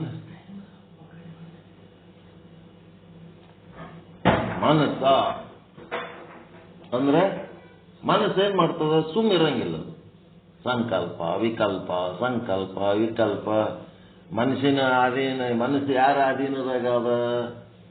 ಬುದ್ಧಿ ಅಧೀನದಾಗ. ಅದು ಬುದ್ಧಿ ಏನ್ ಮಾಡ್ತಿರ್ತದ? ನಿರ್ಧಾರ ತಗೋತಿರ್ತದ. ಅದಕ್ಕೆ ತನ್ನದೇ ಆದ ಅನುಭವಗಳು, ತನ್ನೊಂದು ಗೂಡಾನ್ ಇಟ್ಕೊಂಡದ ಬುದ್ಧಿ. ಆ ಗೂಡಾನ್ನೊಳಗೆ ಚಿತ್ತ ಅನ್ನೋ ಗೂಡಾನ್ನೊಳಗೆ ಏನ್ ಮಾಡ್ಯದ? ತನ್ನ ಅನುಭವಗಳು ಯಾರ್ಯಾರ ಹೆಂಗ ಏನೇನು ಎಲ್ಲ ಏನೋ ತಾನೇ ತಿಳ್ಕೊಂಡು ತನ್ನದೇ ಆದ ಒಂದು ಅಭಿಪ್ರಾಯದಿಂದ ಅದೊಂದು ನಿರ್ಧಾರ ತಗೋತದ. ನಾ ಮಾಡಿದ್ದೆ ಕರೆಕ್ಟ್ ಅಂತೇಳಿ ಅಲ್ಲ ಅಹಂಕಾರ ಅಭಿಮಾನ ಕೊಡ್ತದ. ಈ ಮನಸ್ಸ ಹೆಂಗಿರಬೇಕು? ಅಹಂಕಾರ ಅಂದ್ರೆ ಎದ್ರ ಬಗ್ಗೆ ಅಭಿಮಾನ ಪಡಬೇಕು, ಮತ್ತೆ ಈ ಚಿತ್ತದೊಳಗ ಎಂಥ ನೆನಪುಗಳು ಇಟ್ಕೋಬೇಕು, ಎಂಥ ನೆನಪುಗಳು ಕಳ್ಕೋಬೇಕು. ಆಸಕ್ತಿ ಅಂದ್ರೆ ಎಂಥದ್ರ ಬಗ್ಗೆ ಆಸಕ್ತಿ ವಹಿಸಬೇಕು. ಇದೆಲ್ಲ ಜ್ಞಾನ. ಆ ಜ್ಞಾನ ಎಲ್ಲ ಗೊತ್ತದ. ಇಂಥ ಆಸಕ್ತಿ ಇರಬೇಕು, ಇಂಥದ್ರಾಗ ಆಸಕ್ತಿ ಇರಬಾರ್ದು. ಮತ್ತ ಸಂಕಲ್ಪ ವಿಕಲ್ಪ ಅಂತಂದ್ರೆ ಒಂದೇನೋ ಕೆಲಸ ಮಾಡ್ಬೇಕಂತ ಮುಂದೆ ಹೋಗೋದು, ಅದೇನು ನಮ್ಮ ಕೈಲಿ ಆಗ್ತದ ಮತ್ತೆ ಹಿಂದಕ್ಕೆ ಬರೋದು, ಇದೇ ವಿಕಲ್ಪ. ಎಲ್ಲರೂ ಹೋಗ್ಬೇಕಂತ ಏನಾರ ಒಂದು ಗಾಡಿ ಗೀಡಿ ಮುಗಿಸೋದು, ಹೋಗಕ್ ದಾರಿಯಾಗ ಏನಾರ ಆಯ್ತಂದ್ರೆ ಹಂಗ ಯಾವ್ದಾರ ಒಂದು ಟಿವಿಯಾಗ ಹಾಕಿಬಿಡ್ತಾರ, ಇಂತಲ್ಲಿ ಹಂಗಾಯ್ತು, ಇಂತಲ್ಲಿ ಹಿಂಗ್ ಬಿದ್ರು, ಅಂತಲ್ಲಿ ಹಂಗ್ ಸತ್ರು, ಗಾಡಿ ಆಕ್ಸಿಡೆಂಟು, ಟ್ರೇನು, ಏರೋಪ್ಲೇನ್ ಏನಾರ ಹಾಕಿಬಿಡ್ತಾರ. ನಾವು ಗಾಡಿ ಮಾಡಿ ಹೋಲಕತ್ತೀವಿ, ನಮ್ಗೆ ಏನಾರ ಆದ್ರೆ ಹಂಗ ವಿಕಲ್ಪ ಚಾಲು. ಹಿಂಗ ಸಂಕಲ್ಪ ವಿಕಲ್ಪ. ಹೂ ಅಂತ ತಯಾರಾಗೋದು ಮತ್ತೆ ಬ್ಯಾಡ್ ಹತ್ ಬಿಡೋದು, ಹೂ ಅಂತ ತಯಾರಾಗೋದು ಮತ್ತೆ ಬ್ಯಾಡ್ ಹತ್ ಬಿಡೋದು. ಯಾವುದಾರೆ ಒಂದು ನೆಗೆಟಿವ್ ವಿಚಾರ ಮಾಡಿ ಕೈ ಬಿಟ್ಬಿಡೋದು. ಈ ಸಂಕಲ್ಪ ವಿಕಲ್ಪ ಇವು ಮಾಡ್ಕೋತ ಚಂಚಲ ಬುದ್ಧಿ. ಮನಸ್ಸು ಚಂಚಲ ಅಂದ್ರೆ ಏನು? ಅದೇ ಸಂಕಲ್ಪ ವಿಕಲ್ಪ ಮಾಡೋದಕ್ಕೆ ಚಂಚಲ. ವಿಚಾರ ಸಾಗರ ಓದ್ಬೇಕಂತೇಳಿ ಚಾಲು ಮಾಡಿದೆವು ಮೊದಲ. ಅದು ವಿಚಾರ ಚಂದ್ರೋದಯ ಓದಲಿಲ್ಲ ಅಂತಂದ್ರ ವಿಚಾರ ಸಾಗರ ತಿಳಿಯಂಗಿಲ್ಲ ಅಂತ ಗೊತ್ತಾಗಿ ಮೊದಲು ವಿಚಾರ ಚಂದ್ರೋದಯ ಓದ್ದೇವು. ವಿಚಾರ ಚಂದ್ರೋದಯ ಓದೋದ್ರಾಗೆ ಒಂದಿಷ್ಟು ಮಂದಿಗೆ ಟೈಟ್ ಆಗಿಬಿಟ್ಟಿತ್ತು. ಇದು ಯಾವಾಗ ಮುಗಿತದ, ಇದು ಯಾವಾಗ ಮುಗಿತದ, ಇದು ಮುಗೀತು ಅಂತಂದ್ರ ಸಾಕು ನಮಗ. ನೋಡ್ರಿ, ವಿಚಾರ ಚಂದ್ರೋದಯ ಎದರ ಸಲುವಾಗಿ ಓದಬೇಕು? ವಿಚಾರ ಸಾಗರ ಓದಬೇಕು. ಅವು ವಿಚಾರ ಚಂದ್ರೋದಯ ಓದಿ ಅಷ್ಟಕ್ಕೆ ಸಾಕತ್ ಬಿಟ್ಟೋಗ್ಬಿಟ್ರು. ವಿಚಾರ ಸಾಗರಕ್ಕೆ ಬರಲೇ ಇಲ್ಲ. ಯಾವ ಉದ್ದೇಶಕ್ಕೆ ಅದು ವಿಚಾರ ಚಂದ್ರೋದಯ ಓದಿವಿ ಅಷ್ಟಕ್ಕೆ ಸಾಕತ್ ಬಿಟ್ಟು ಅದು ವಿಚಾರ ಸಾಗರಕ್ಕೆ ಬರಲೇ ಇಲ್ಲ. ಇದು ಎಲ್ಲ ಏನದಂತಂದ್ರ ವಿಕಲ್ಪಕ್ಕೊಳಗಾದ್ರು. ಸಂಕಲ್ಪ ಮಾಡಿದ್ದು ವಿಚಾರ ಚಂದ್ರೋದಯ ಓದೋದು ಸಂಕಲ್ಪ ಅಲ್ಲ, ವಿಚಾರ ಸಾಗರ ಓದೋದು ಸಂಕಲ್ಪ. ವಿಚಾರ ಚಂದ್ರೋದಯ ಓದ್ಕೊಳ್ಳೋದ್ರಾಗೆ ವಿಕಲ್ಪಕ್ಕೆ ಹೋಗ್ಬಿಟ್ರೆ ಆಯ್ತು, ಸಾಕು ಬಿಡಪ್ಪ ಅಂತ. ಏನು ಲಾಸ್ ಯಾರಿಗಾಯ್ತದು? ತುದಿಗೆ ಹೋಗಿ ಮುಟ್ಲೇ ಇಲ್ಲ. ಸುಮ್ಮನೆ ಆ ಲಿಂಕು ಈ ಲಿಂಕು ಅಂತ ಹೇಳಕ್ಕೆ ಊರೆಲ್ಲ ತಿರುಗ್ಲಕತ್ತಾರ. ಅಲ್ಲಿಟ್ಟು ಇಲ್ಲಿಟ್ಟು ಯಾರ್ಯಾರೋ ಏನೇನೋ ಹೇಳ್ಕೊತ ಹೊಂಟದ. ಒಂದು ಸ್ಟ್ಯಾಂಡರ್ಡ್ ಜ್ಞಾನನೇ ಅವ್ರಿಗೆ ಉಂಟಾಗುತ್ತಾ ಇಲ್ಲ. ಇದೇ ಅವ್ರ ಸಮಸ್ಯೆ. ಇರಲ್ಲ, ಅವ್ರಿಗೆ ಏನೇ ಕಾಲಕ್ಕೆ ಬಿಡ್ರಿ, ಅವರು ಪುಣ್ಯ ಇದ್ದಟ್ಟು ಅವ್ರ ಸಾಮರ್ಥ್ಯ ಇದ್ದಟ್ಟು ಅವ್ರು ಮಾಡ್ತಿರ್ತಾರ. ಇಲ್ಲೇನಾಯ್ತು? ಮನಸ. ಈ ಮನಸ ಅಂತಂದ್ರೆ ಅಂತಃಕರಣ ಹ್ಯಾಂಗಿರ್ಬೇಕು ಹಾಂಗ ಇರೋದೇ ಜ್ಞಾನ. ಅದು ಹ್ಯಾಂಗಿರ್ಬೇಕು ಹಂಗ ಜ್ಞಾನ ಇರಲಿಲ್ಲ. ಜ್ಞಾನ ಆದ್ರೆ ಆ ಜ್ಞಾನದ ಜೊತೆಗೆ ನಮ್ಮ ಮನಸ್ಸಿನ ಯೋಗ ಇಲ್ಲ. ಮನಸ್ಸಿನ ಯೋಗ ಇಲ್ಲ. ಯಾವಾಗ ಅದು ಸಂಕಲ್ಪ ವಿಕಲ್ಪ ಮಾಡಿ ಚಂಚಲಾಲಕತ್ತದ ಅಂತಂದ್ರೆ ಅದು ಜ್ಞಾನದ ಜೊತೆಗೆ ವಿಯೋಗ ಹೊಂದ್ಯದ. ಕೆಟ್ಟ ನಿರ್ಧಾರಗಳು ತಗೊಳಕತ್ತದಂದ್ರೆ ಜ್ಞಾನದ ಜೊತೆಗೆ ವಿಯೋಗ ಹೊಂದ್ಯದ. ಜ್ಞಾನ ವಿಯೋಗಿಗಳಾದಾಗ ಏನಾಗ್ತದ? ಕೆಟ್ಟ ವಸ್ತುಗಳ ಬಗ್ಗೆ ಆಸಕ್ತಿ, ಕೆಟ್ಟ ವಿಷಯಗಳ ಬಗ್ಗೆ ಆಸಕ್ತಿ, ಕೆಟ್ಟ ಆಲೋಚನೆಗಳು, ಕೆಟ್ಟ ಸಂಕಲ್ಪಗಳು, ಕೆಟ್ಟ ವಿಕಲ್ಪಗಳು, ಕೆಟ್ಟ ನಿರ್ಧಾರಗಳು, ಕೆಟ್ಟ ನೆನಪುಗಳು. ಏನು ನೆನಪೇ ಇರಲ್ದು ದೋಸ್ತ, ನೆನಪೇ ಇರಲ್ದು. ಜ್ಞಾಪಕ ಶಕ್ತಿ ಬಹಳ ಕ್ಷೀಣ ಆಗ್ಬಿಟ್ಟದ. ಏನು ಹಿಂಗಿಟ್ಟದ್ದು ಹಿಂಗೆ ನೆನಪಿರಲ್ಲ ಅನ್ನೋ ಯಾವನೋ ಒಬ್ಬ ದೋಸ್ತ ಹೇಳಿದ್ನಂತ. ಏನು ಅವು ಬಾದಾಮಿ ಬೀಜ ಇರ್ತಾವಲ್ಲ, ದಿನ ಒಂದು 5 ಬಾದಾಮಿ ಬೀಜ ನೆನ ಹಾಕ್ಬೇಕು, ರಾತ್ರಿ ಮುಂಜಾನೆದ್ದು ತಿನ್ಬೇಕಂದಂತ. ಇವ 5 ಯಾಕಪ್ಪ 10 ಬಾದಾಮಿ ಬೀಜ ತಿಂತೀನಿ ಅಂತೇಳಿ ಇವ ದವಾಸಿ ಬಾದಾಮಿ ಬೀಜ ರಾತ್ರಿ ನೆನೆ ಹಾಕೋದು ತಿನ್ಲಕತ್ತಿದ ಮೇಲೆ ಏನಾಯ್ತಂತ, ನೆನಪಿನ ಶಕ್ತಿ ಜಾಸ್ತಿ ಆಗಿ ಅವನು ಹಳಿ ಲವ್ವರ್ನ ನೆನಪು ಬರ್ಲಕತ್ತ. ಹಳಿ ಲವ್ವರ್ ನೆನಪು ಬಂದು ಈಗಿರೋ ಹೆಂಡತಿ ಮೇಲಿಂದ ಆಸಕ್ತಿ ಕಡಿಮೆ ಆಯ್ತಂತ. ಇಂಥ ನೆನಪುಗಳು ಬೇಕಾ ನಮಗ? ಕೆಟ್ಟ ನೆನಪುಗಳು, ಜೀವನ ಹಾಳು ಮಾಡಂತ ನೆನಪುಗಳು. ಹಂಗ ಆಗಬಾರ್ದು. ಅದು ಕೆಟ್ಟ ನೆನಪುಗಳು ಮತ್ತೆ ಕೆಟ್ಟ ವಿಚಾರಗಳಿಂದ ಬದುಕೇನ್ ಮಾಡಿರ್ತೀವಿ ಅದ್ರ ಬಗ್ಗೆನೇ ಅಭಿಮಾನ ಪಡೋದು, ಇವೆಲ್ಲ ಓಟು ಹೋಗ್ಬೇಕು. ಮನಸ ಜ್ಞಾನದಲ್ಲಿ ಯೋಗ ಆಗ್ಬೇಕು. ಯೋಗ ಅಂದ್ರೆ ಅಂಟು ಇದ್ದಂಗ, ಮನಸ್ಸು ಅಂತಂದ್ರೆ ಒಂದು ಹಾಳೆ ಇದ್ದಂಗ, ಜ್ಞಾನ ಇನ್ನ ಒಂದು ಹಾಳೆ ಇದ್ದಂಗ. ಅವೆರಡೂ ಸೇರಿಸ್ಬೇಕು ಆ ಯೋಗ ಎನ್ನ ಅಂಟಿನಿಂದ. ಅದು ಬಿಟ್ಟು ಜ್ಞಾನ ಒಂದ್ ಕಡೆ ಅದ, ನಮ್ಮ ಮನಸ್ಸು ಹ್ಯಾಂಗಿರ್ಬೇಕು ಅಂತ ಎಲ್ಲರಿಗೂ ಗೊತ್ತದ. ಆದ್ರೆ ಅದು ಒಂದು ಕಡೆ, ನಮ್ಮ ಮನಸ್ಸು ಮಾಡೋ ಚಟುವಟಿಕೆಗಳು ಇನ್ನೊಂದು ಕಡೆ. ಅಲ್ಲಿ ಯೋಗ ಇಲ್ಲ. ಯೋಗ ಇರ್ಲಾರ್ದಕ್ಕೆ ಏನಾಯ್ತು? ಮನಸ್ಸು ಮಂಗ ಅನಿಸ್ಕೊತು. ಅದಕ್ಕೆ ಹೇಳ್ತಾನೆ, ಮನವೆಂಬ ಮರ್ಕಟನು ತನುವೆಂಬ ವೃಕ್ಷವನೇರಿ ಇಂದ್ರಿಯಗಳೆಂಬ ಶಾಖೆಗೆ ಹಾರಿ ವಿಷಯಗಳೆಂಬ ಫಲಗಳ ಗ್ರಹಿಸುತ್ತ ಭವದತ್ತ ಮುಖ ಮಾಡಿ ಹೋಗುತ್ತಿದೆ ನೋಡ. ಮನಸ್ಸು ಹೋಗಿ ಮಂಗ್ಯ ಹಾಕ್ಲಕತ್ತದ, ಹಾಳಾಗಿ ಹೋಗ್ಲಕತ್ತದ. ಆ ಮನವೆಂಬ ಮಂಗನನ್ನ ನಿಮ್ಮ ನೆನಹೆಂಬ ಪಾಶದ ಕಟ್ಟಿ, ಅದೇ ಯೋಗ, ನಿಮ್ಮತ್ತ ಸೆಳೆದುಕೊಳ್ಳ ಅಖಂಡೇಶ್ವರ ಅಂತ ದೇವರಿಗೆ ಷಣ್ಮುಖ ಶಿವಯೋಗಿ ಶರಣರು ಬರೀತಾರೆ. ಅದು ಯೋಗ. ಜ್ಞಾನ ಒಂದು ಕಡೆ, ಕಾಯ ವಾಚ ಮನಸ್ಸಿನ ಕ್ರಿಯೆಗಳು ಇನ್ನೊಂದು ಕಡೆ. ಅವೆರಡನ್ನ ಕಲಿಸಿದ್ದೇ ಯೋಗ. ಆ ಜ್ಞಾನದಲ್ಲಿ, ಜ್ಞಾನದ ಮೂಲಕ, ಜ್ಞಾನದಿಂದಲೇ ಜ್ಞಾನಕ್ಕಾಗಿ ಏನು ವ್ಯವಹಾರ ಮಾಡ್ತವ ಇವು ಕಾಯ ವಾಚ ಮನಸ, ಅವನೇ ಯೋಗಿ ಮಹಾತ್ಮ, ಅವನೇ ಶರಣ, ಅವನೇ ಸಂತ. ಗೊತ್ತಾಯ್ತರ? ಕಾಯ ವಾಚ ಮನಸ ಮಾಡುವ ಕ್ರಿಯೆಗಳು, ಮೈ ಕೈಗಳಿಂದ ಮಾಡುವ ಕೆಲಸಗಳು, ಬಾಯಿಯಿಂದ ಆಡುವ ಮಾತುಗಳು, ಮನಸ್ಸಿನಿಂದ ಮಾಡುವ ಆಲೋಚನೆಗಳು, ಅವುಗಳಲ್ಲಿ ಏನ್ ಬೆರಿಬೇಕು? ಜ್ಞಾನ ಬೆರಿಬೇಕು. ಜ್ಞಾನ ಬೆರಿಬೇಕು. ಅವು ಹ್ಯಾಂಗ್ ಇಟ್ಕೋಬೇಕು ಅಂತೇಳಿ ಶಾಸ್ತ್ರಗಳು ಮತ್ತು ಗುರುಗಳೇನು ಹೇಳ್ತಾರೆ, ಅದೇ ಜ್ಞಾನ. ಆ ಜ್ಞಾನ ಬೆರಿಬೇಕು ಅಂದ್ರೆ ಅದು ಬೆರೆಸೋದ್ಯಾವುದು? ಯೋಗ. ಆ ಯೋಗ ಅಂದ್ರೆ ಧ್ಯಾನ. ನಾನು ಆಡುವ ಮಾತು ಜ್ಞಾನದಿಂದಲೇ ಮಾತನಾಡಬೇಕು, ಅರಿವಿನಿಂದಲೇ ಮಾತನಾಡಬೇಕು ಅಂತ ನೀವು ಯಾವಾಗ ಅರಿವಿನಿಂದೇ ಮಾತಾಡ್ತೀರಿ ಆವಾಗ ಅಲ್ಲಿ ಯೋಗ. ನೀವು ಯೋಗಿಗಳು. ನೀವು ಆಡಿದ ಮಾತೆಲ್ಲ ಯೋಗ ಪ್ರವಚನ ಆಗ್ತದೆ. ಸರಿಯಾಗಿ ತಿಳಿತೀರ? ಇದು ಯೋಗ ಅಂದ್ರೆ ಏನಂತ? Joining together two things. Joining together with two things. ಎರಡು ವಸ್ತುಗಳು ಸೇರಿಸಬೇಕು. ಒಂದು ವಸ್ತು ಕಾಯ ವಾಚ ಮನಸ, ಇನ್ನ ಒಂದು ವಸ್ತು ಯಾವುದು? ಜ್ಞಾನ. ಅವೆರಡನ್ನು ಜಾಯಿನ್ ಮಾಡೋದು ಯಾವುದು? ಧ್ಯಾನ, ಯೋಗ, ಉಪಾಸನೆ.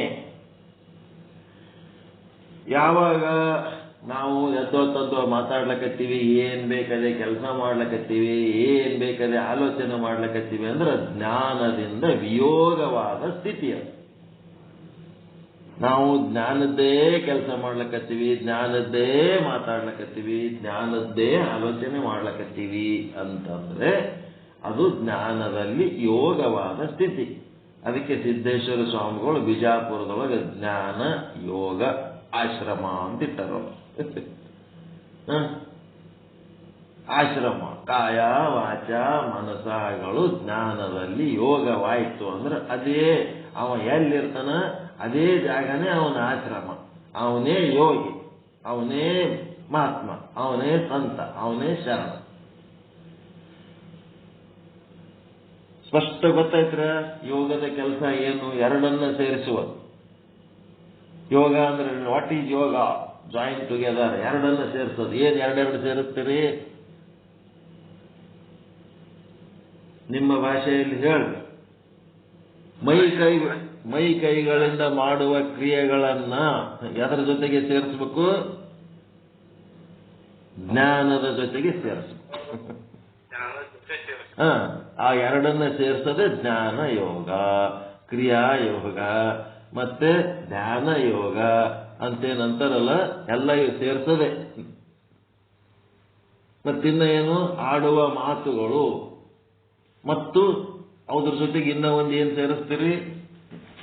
ಜ್ಞಾನ. ಮಾತು ಹೆಂಗಿರ್ಬೇಕು ಅಂತ.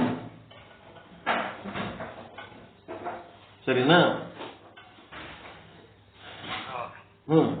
ಆಡುವ ಮಾತುಗಳು ಪ್ಲಸ್ ಜ್ಞಾನ, ಅದು ಎರಡನ್ನ ಸೇರಿಸೋದು ಯಾವುದು? ಯೋಗ. ಮತ್ತೆ ಮನಸ್ಸಿನ ಆಲೋಚನೆಗಳು ಪ್ಲಸ್ ಜ್ಞಾನ, ಅವೆರಡನ್ನು ಸೇರಿಸೋದು ಯೋಗ. ಆ ಯೋಗ ಅಂದ್ರೆ ಅಂಟಿದ್ದಂಗೆ, ಅಂಟಚ್ಚಿ ಜಾಯಿಂಟ್ ಮಾಡ್ತಾರಲ್ಲ ಹಂಗದು. ಯೋಗ ಅಂದ್ರೆ ಅಂಟಿದ್ದಂಗೆ. ಜ್ಞಾನಕ್ಕ ಮತ್ತು ಮಾತಿಗೆ, ಜ್ಞಾನಕ್ಕ ಮತ್ತು ನಮ್ಮ ಪಂಚೇಂದ್ರಿಯಗಳ ಕ್ರಿಯೆಗಳಿಗೆ, ಜ್ಞಾನಕ್ಕ ಮತ್ತು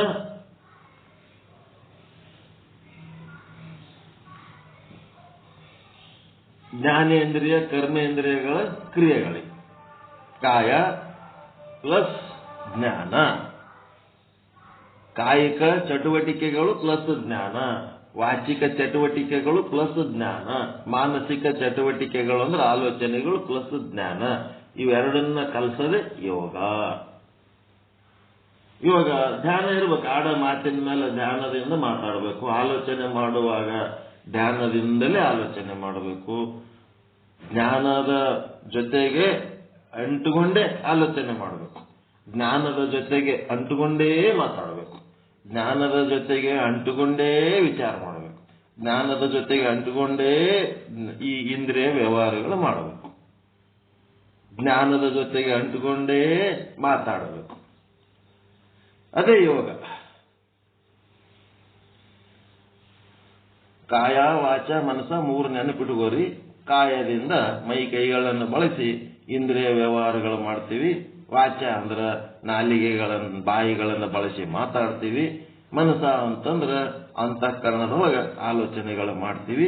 ಇದೇನದ ಸಕ್ರಿಯ ಬ್ರಹ್ಮನ ಲಕ್ಷಣಗಳು. ಸಕ್ರಿಯ ಅದ ಖರೆ. ಅದಕ್ಕೆ ಜ್ಞಾನ ಇರಲಿಲ್ಲ ಅಂತಂದ್ರೆ ಏನ್ ಬೇಕಾದೆ ಮಾತಾಡ್ತದ, ಏನ್ ಬೇಕಾದೆ ಕೆಲಸ ಮಾಡ್ತದ, ಏನ್ ಬೇಕಾದೆ ಆಲೋಚನೆ ಮಾಡ್ತದ. ಅದಕ್ಕೆ ಜ್ಞಾನದ ಒಂದು ಚೌಕಟ್ಟು ಹಾಕಿದ್ರಂದ್ರೆ ಅದೇ ಕಲ್ಯಾಣಕಾರಿಯಾದ ಆಲೋಚನೆಗಳು, ಕಲ್ಯಾಣಕಾರಿಯಾದ ಪ್ರವಚನಗಳು, ಕಲ್ಯಾಣಕಾರಿಯಾದಂಥ ಕೆಲಸಗಳು ಆಗ್ತಾವ. ಸ್ಪಷ್ಟ ಆಯ್ತಾ?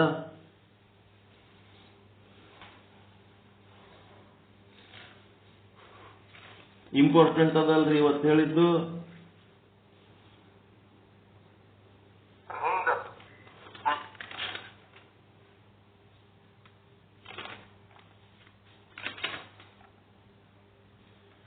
ಇವತ್ತು ವಿಷಯಾಂಕ 208. ಬ್ರಹ್ಮವು ತ್ವಗೇಂದ್ರಿಯಕ್ಕೆ ವಿಷಯವಾಗುವುದಿಲ್ಲ. ಚರ್ಮದ್ದು ಮುಗೀತು, ಇದರದ್ದು ಕಣ್ಣಿಂದ ಮುಗೀತು, ಈಗ ಚರ್ಮದ ಚಾಲು ಆಯ್ತು. ತ್ವಗೇಂದ್ರಿಯಕ್ಕೆ ವಿಷಯವಾಗುವುದಿಲ್ಲ. ಬ್ರಹ್ಮವು ತ್ವಗೇಂದ್ರಿಯಕ್ಕೆ ವಿಷಯವಾಗುವುದಿಲ್ಲ. ನಿಮಗೆ ತ್ವಗೇಂದ್ರಿಯಕ್ಕೆ ಏನೇನು ವಿಷಯ ಆಗ್ತದ ಅದು ಬ್ರಹ್ಮ ಅಲ್ಲ. ಬ್ರಹ್ಮನ ಪ್ರತಿಬಿಂಬ ಅದಷ್ಟೇ, ಬ್ರಹ್ಮ ಅಲ್ಲ. ಪ್ರತಿಬಿಂಬನೇ ನಮಗೆ ಬಿಂಬ ಅಂತ ತಿಳ್ಕೊಂಡಿವಿ, ಅದೇ ನಮಗೆ ಸಮಸ್ಯೆ ಆಗ್ಯದ. ಉಪಜೀವನನೇ ನಿಜ ಜೀವನ ಅಂತ ತಿಳ್ಕೊಂಡದ್ದೇ ದೊಡ್ಡ ಸಮಸ್ಯೆ ಆಗ್ಯದ. ಅದಕ್ಕೆ ತ್ವಗೇಂದ್ರಿಯವಾದರೂ ಕೂಡ ಸ್ಪರ್ಶವನ್ನು ಮತ್ತು ಸ್ಪರ್ಶದ ಆಶ್ರಯವನ್ನ ಗುಣವನ್ನ ವಿಷಯ ಮಾಡುತ್ತದೆ. ಸ್ಪರ್ಶ ಮಾಡ್ತದ. ಸ್ಪರ್ಶದ ಗುಣ ಅಂತಂದ್ರೆ ಏನದ? 4 ಗುಣಗಳು. ಏನು? ಮೆತ್ತಗದ, ಬಿರುಸಾದ, ಬೆಚ್ಚಗಾದ, ತಣ್ಣಗಾದ. ಇವು 4 ಬಿಟ್ರೆ ಏನು ಗುಣ ಅದಾರೆ ಅದ್ರ ಬಲ್ಲಿ? ಸ್ಪರ್ಶ ಜ್ಞಾನದ ಗುಣ ಮೃದುತ್ವ, ಕಠಿಣತ್ವ, ಮತ್ತೆ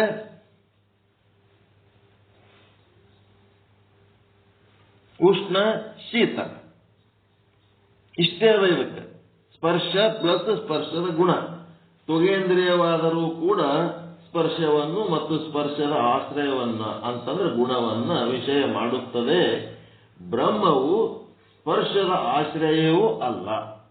ಯಾವ ಸ್ಪರ್ಶದ ಆಶ್ರಯನೂ ಅಲ್ಲ ಮತ್ತು ಸ್ಪರ್ಶವೂ ಅಲ್ಲ. ಸ್ಪರ್ಶನೂ ಅಲ್ಲ, ಸ್ಪರ್ಶದ ಆಶ್ರಯನೂ ಅಲ್ಲ. ಆದ್ದರಿಂದ ತ್ವಗೇಂದ್ರಿಯಕ್ಕೆ ಬ್ರಹ್ಮವು ವಿಷಯವಾಗುವುದಿಲ್ಲ. ಉಷ್ಣ, ಶೀತ, ಮೃದು, ಕಠಿಣ ಇವೇನೆಲ್ಲ ಕಾಲಾಗಿರ್ತವೇನ್ರಿ? ಇವು ಸತ್ಯನ ಮಿಥ್ಯನ? ಇವು ಉಷ್ಣ ಇದ್ದದ್ದು ತಣ್ಣಗಾಗ್ತದ ಇಲ್ಲ? ತಣ್ಣಗಿದ್ದದ್ದು ಬೆಚ್ಚಗಾಗ್ತದ ಇಲ್ಲ? ಮೃದು ಇದ್ದದ್ದು ಕಠಿಣ ಆಗ್ತದ ಇಲ್ಲ? ಕಠಿಣ ಇದ್ದದ್ದು ಮತ್ತೆ ಮೆತ್ತಗಾಗ್ತದ ಇಲ್ಲ? ಇದ್ದಂಗೆ ಇರ್ತದೇನಿದು? ಮಿಥ್ಯ. ಮಿಥ್ಯ ವಸ್ತು ಇದು. ಅದಕ್ಕೆ ಉಷ್ಣ, ಶೀತ, ಮೃದು, ಕಠಿಣ ಸ್ಪರ್ಶಗಳನ್ನ ತ್ವಗೇಂದ್ರಿಯ ವಿಷಯ ಮಾಡುತ್ತದೆ.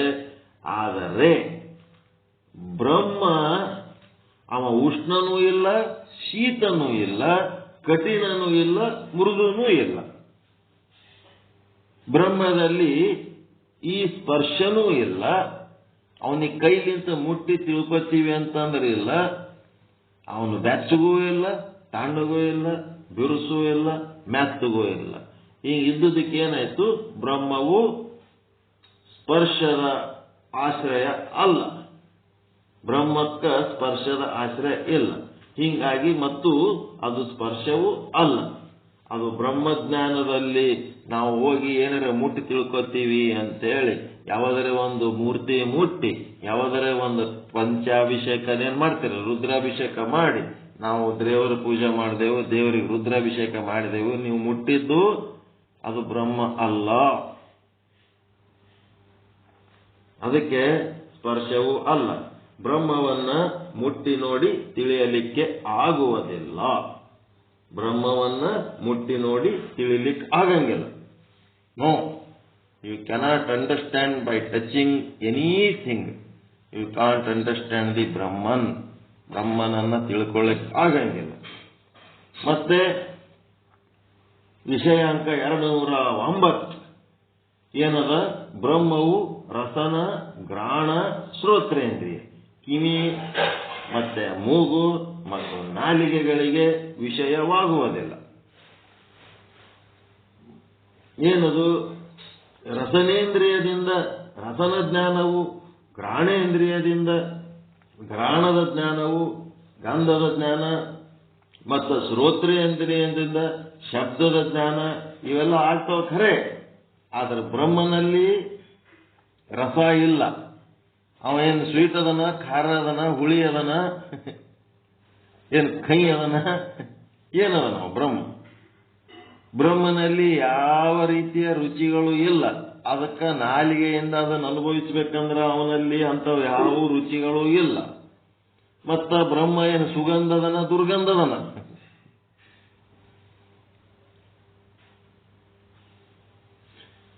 ಹೆಂಗದನ್ರಿ ಬ್ರಹ್ಮ?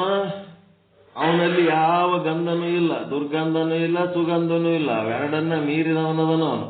ಎಲ್ಲ ರುಚಿಗಳಿಗೆ ಮೀರಿದವನದನ, ಎಲ್ಲ ಗಂಧಗಳಿಗೆ ಮೀರಿದವನದನ. ಮತ್ತೇನದನ? ಶಬ್ದಗಳಿಂದ ಬ್ರಹ್ಮನನ್ನ ತಿಳ್ಕೊತೀವಿ ಅಂತಂದ್ರ ಅವನಲ್ಲಿ ಯಾವ ಶಬ್ದಗಳು ಇಲ್ಲ. ಅವನು ನಿಶ್ಶಬ್ದ ಅದನ, ಅವನು ನಿರ್ಗಂಧ ಅದನ, ಅವನು ನೀರಸ ಅದನ. ಅವ ನೀರಸ ಅದನ. ಹೀಗಾಗಿ ಏನಾಯ್ತು? ಇವುಗಳಿಂದ ಬ್ರಹ್ಮವು ವಿಲಕ್ಷಣವಾಗಿದೆ. ಅವನೊಳಗೆ ಯಾವೂ ಇಲ್ಲ. ಇದು ವಿಲಕ್ಷಣವಾಗಿದೆ. ಆದ್ದರಿಂದ ರಸನ, ಗ್ರಾಣ ಮತ್ತು ಶ್ರೋತ್ರಗಳಿಂದ ಬ್ರಹ್ಮದ ಜ್ಞಾನವು ಆಗುವುದಿಲ್ಲ. ಬ್ರಹ್ಮಜ್ಞಾನ ನಾಲಿಗೆ, ಕಣ್ಣು, ಕಿವಿ, ಮೂಗು, ನಾಲಿಗೆ ಎಲ್ಲ ಇವೇನದವಲ್ಲ ಇಂದ್ರಿಯಗಳು, ಇವುಗಳಿಂದ ಜ್ಞಾನ ಆಗುವುದಿಲ್ಲ. ಚರ್ಮ ಅವನೊಳಗೆ ಪಂಚ ವಿಷಯಗಳಿಲ್ಲ. ಅವ ಪಂಚ ವಿಷಯಗಳಿಲ್ಲದಕ್ಕೆ ಏನಾಗ್ಯಾನವನು? ಈ ಇಂದ್ರಿಯಗಳಿಗೆ ಅವನು ಅಗ್ರಾಹ್ಯನಾಗ್ಯಾನ, ಅವೇದ್ಯನಾಗ್ಯಾನ. ಅದಕ್ಕೆ ಪಂಚ ಜ್ಞಾನೇಂದ್ರಿಯಗಳಿಂದ ಬ್ರಹ್ಮಜ್ಞಾನವಾಗುವುದಿಲ್ಲ. ಅವುಗಳಿಗೆ ಬ್ರಹ್ಮವು ವಿಷಯವಾಗುವುದಿಲ್ಲ. ಮತ್ತು ಪಂಚ ಜ್ಞಾನೇಂದ್ರಿಯಗಳಿಗೆ ಏನು ನಿಮಗ ವೇದ್ಯ ಆಗ್ತದ ಅದು ಬ್ರಹ್ಮವಲ್ಲ. ಯಾಕಂದ್ರ ಆ ವೇದ್ಯವಾಗುವ ವಸ್ತುಗಳೇನದವ ಎಲ್ಲ ಮಿಥ್ಯಾ ವಸ್ತುಗಳದವ. ಆ ಮಿಥ್ಯಾ ವಸ್ತುಗಳು ಒಂದು ಕಾಲದಲ್ಲಿ ಇರ್ತಾವ, ಇನ್ನೊಂದು ಕಾಲದಲ್ಲಿ ಇರಂಗಿಲ್ಲ. ಒಂದು ಕಾಲದಲ್ಲಿ ಇದ್ದ ಸ್ಥಿತಿಯೊಳಗೆ ಇನ್ನೊಂದು ಕಾಲದೊಳಗೆ ಆ ಸ್ಥಿತಿ ಇರಂಗಿಲ್ಲ. ಹೀಗಾಗಿ ವೇದ್ಯವಾಗುವ ವಸ್ತುಗಳು ಬ್ರಹ್ಮವಲ್ಲ.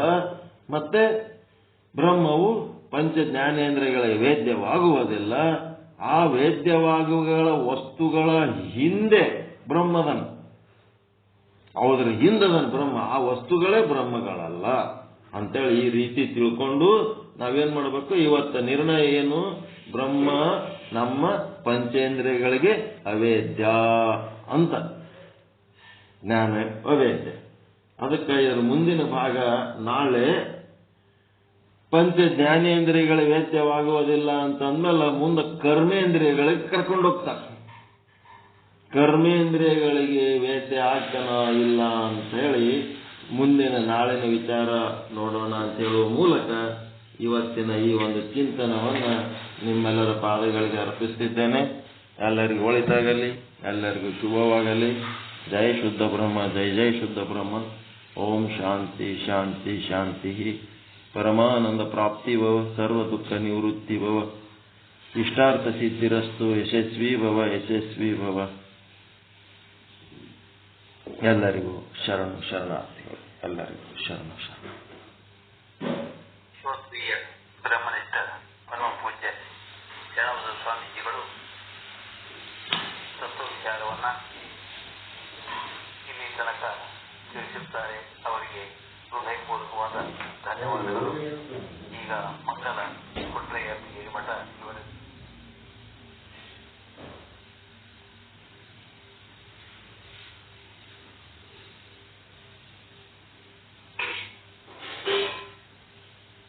ನಿಜಾನಂದ ಜ್ಯೋತಿ ನಿಜವಾಗಿ ಬೆಳಗಿ ನಿಶ್ಚರದಾಸರಿಗೆ ಅಜಹರಿ ಹರಿಗಾದಾರವೆ ತಾನಾದ ಪರಮ ಸದ್ಗುರುವರೆಗೆ ಶ್ರುತಿಸಿರದತ್ತವ ಮಸಿಯಲ್ಲಿ ನೆಲೆಸಿದ ಪರೀತ ಪಾವನಗೆ ಗತಿಗಾನದ ನರ ಅಜ್ಞರಿಗರುವನು ತೋರಿದ ಧೀರನಿಗೆ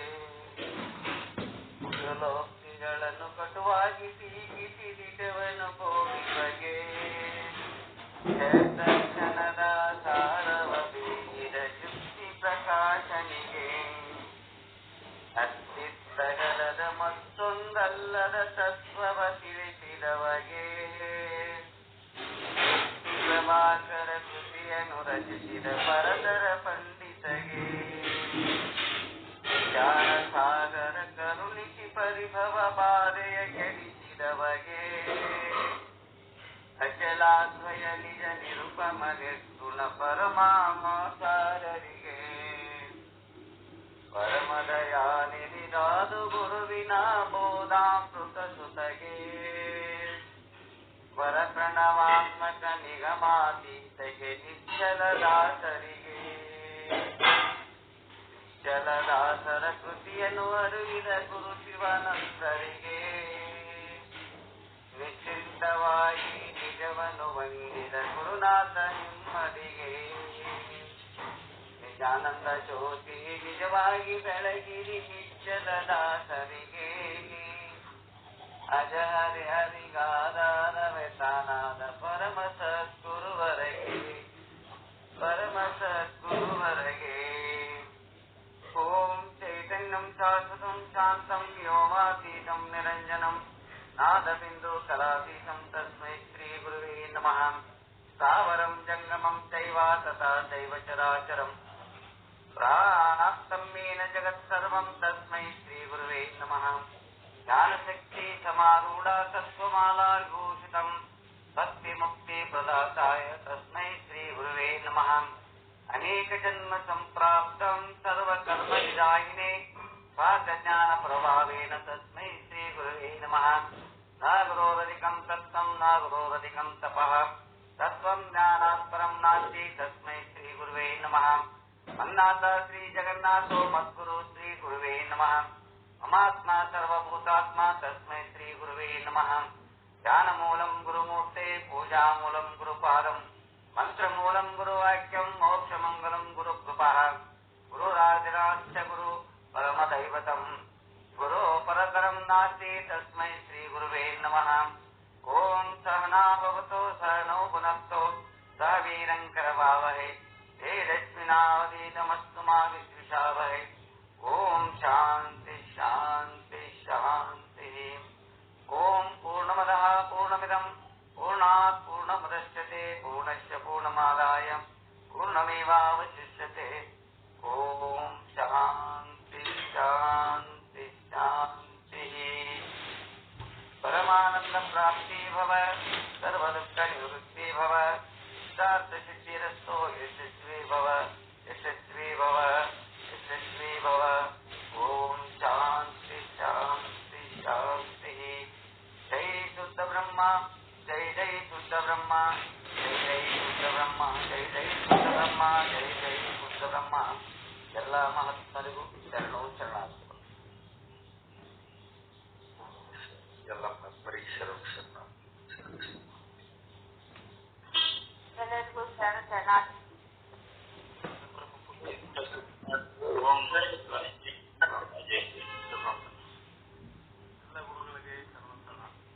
ಎಲ್ಲ ಮಹಾತ್ಮರಿಗೂ ಹಾಗೂ ಪರಮ ಪೂಜ್ಯ ಶರಣಬಸವ ಅಪ್ಪಾಜಿಯವರ ಪಾದಗಳಿಗೆ ಶರಣ ಶರಣ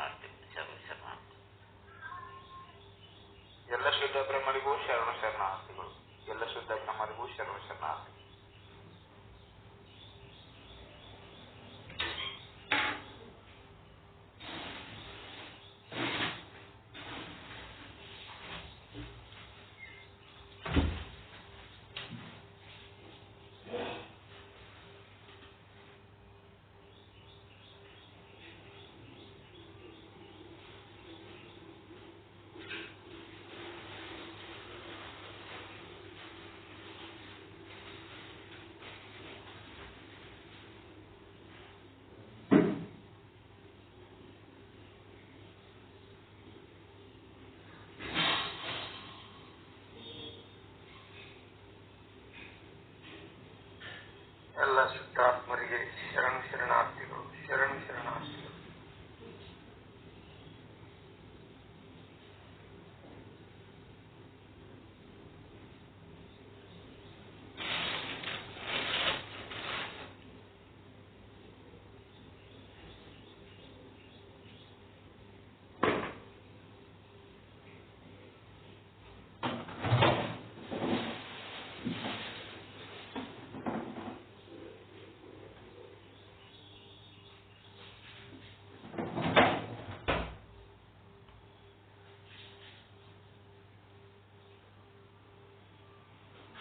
ಗುರುಗಳಿಗೆ ಅನಂತ ಶಿಕ್ಷಾಷ್ಟಾಂಗ ನಮಸ್ಕಾರ.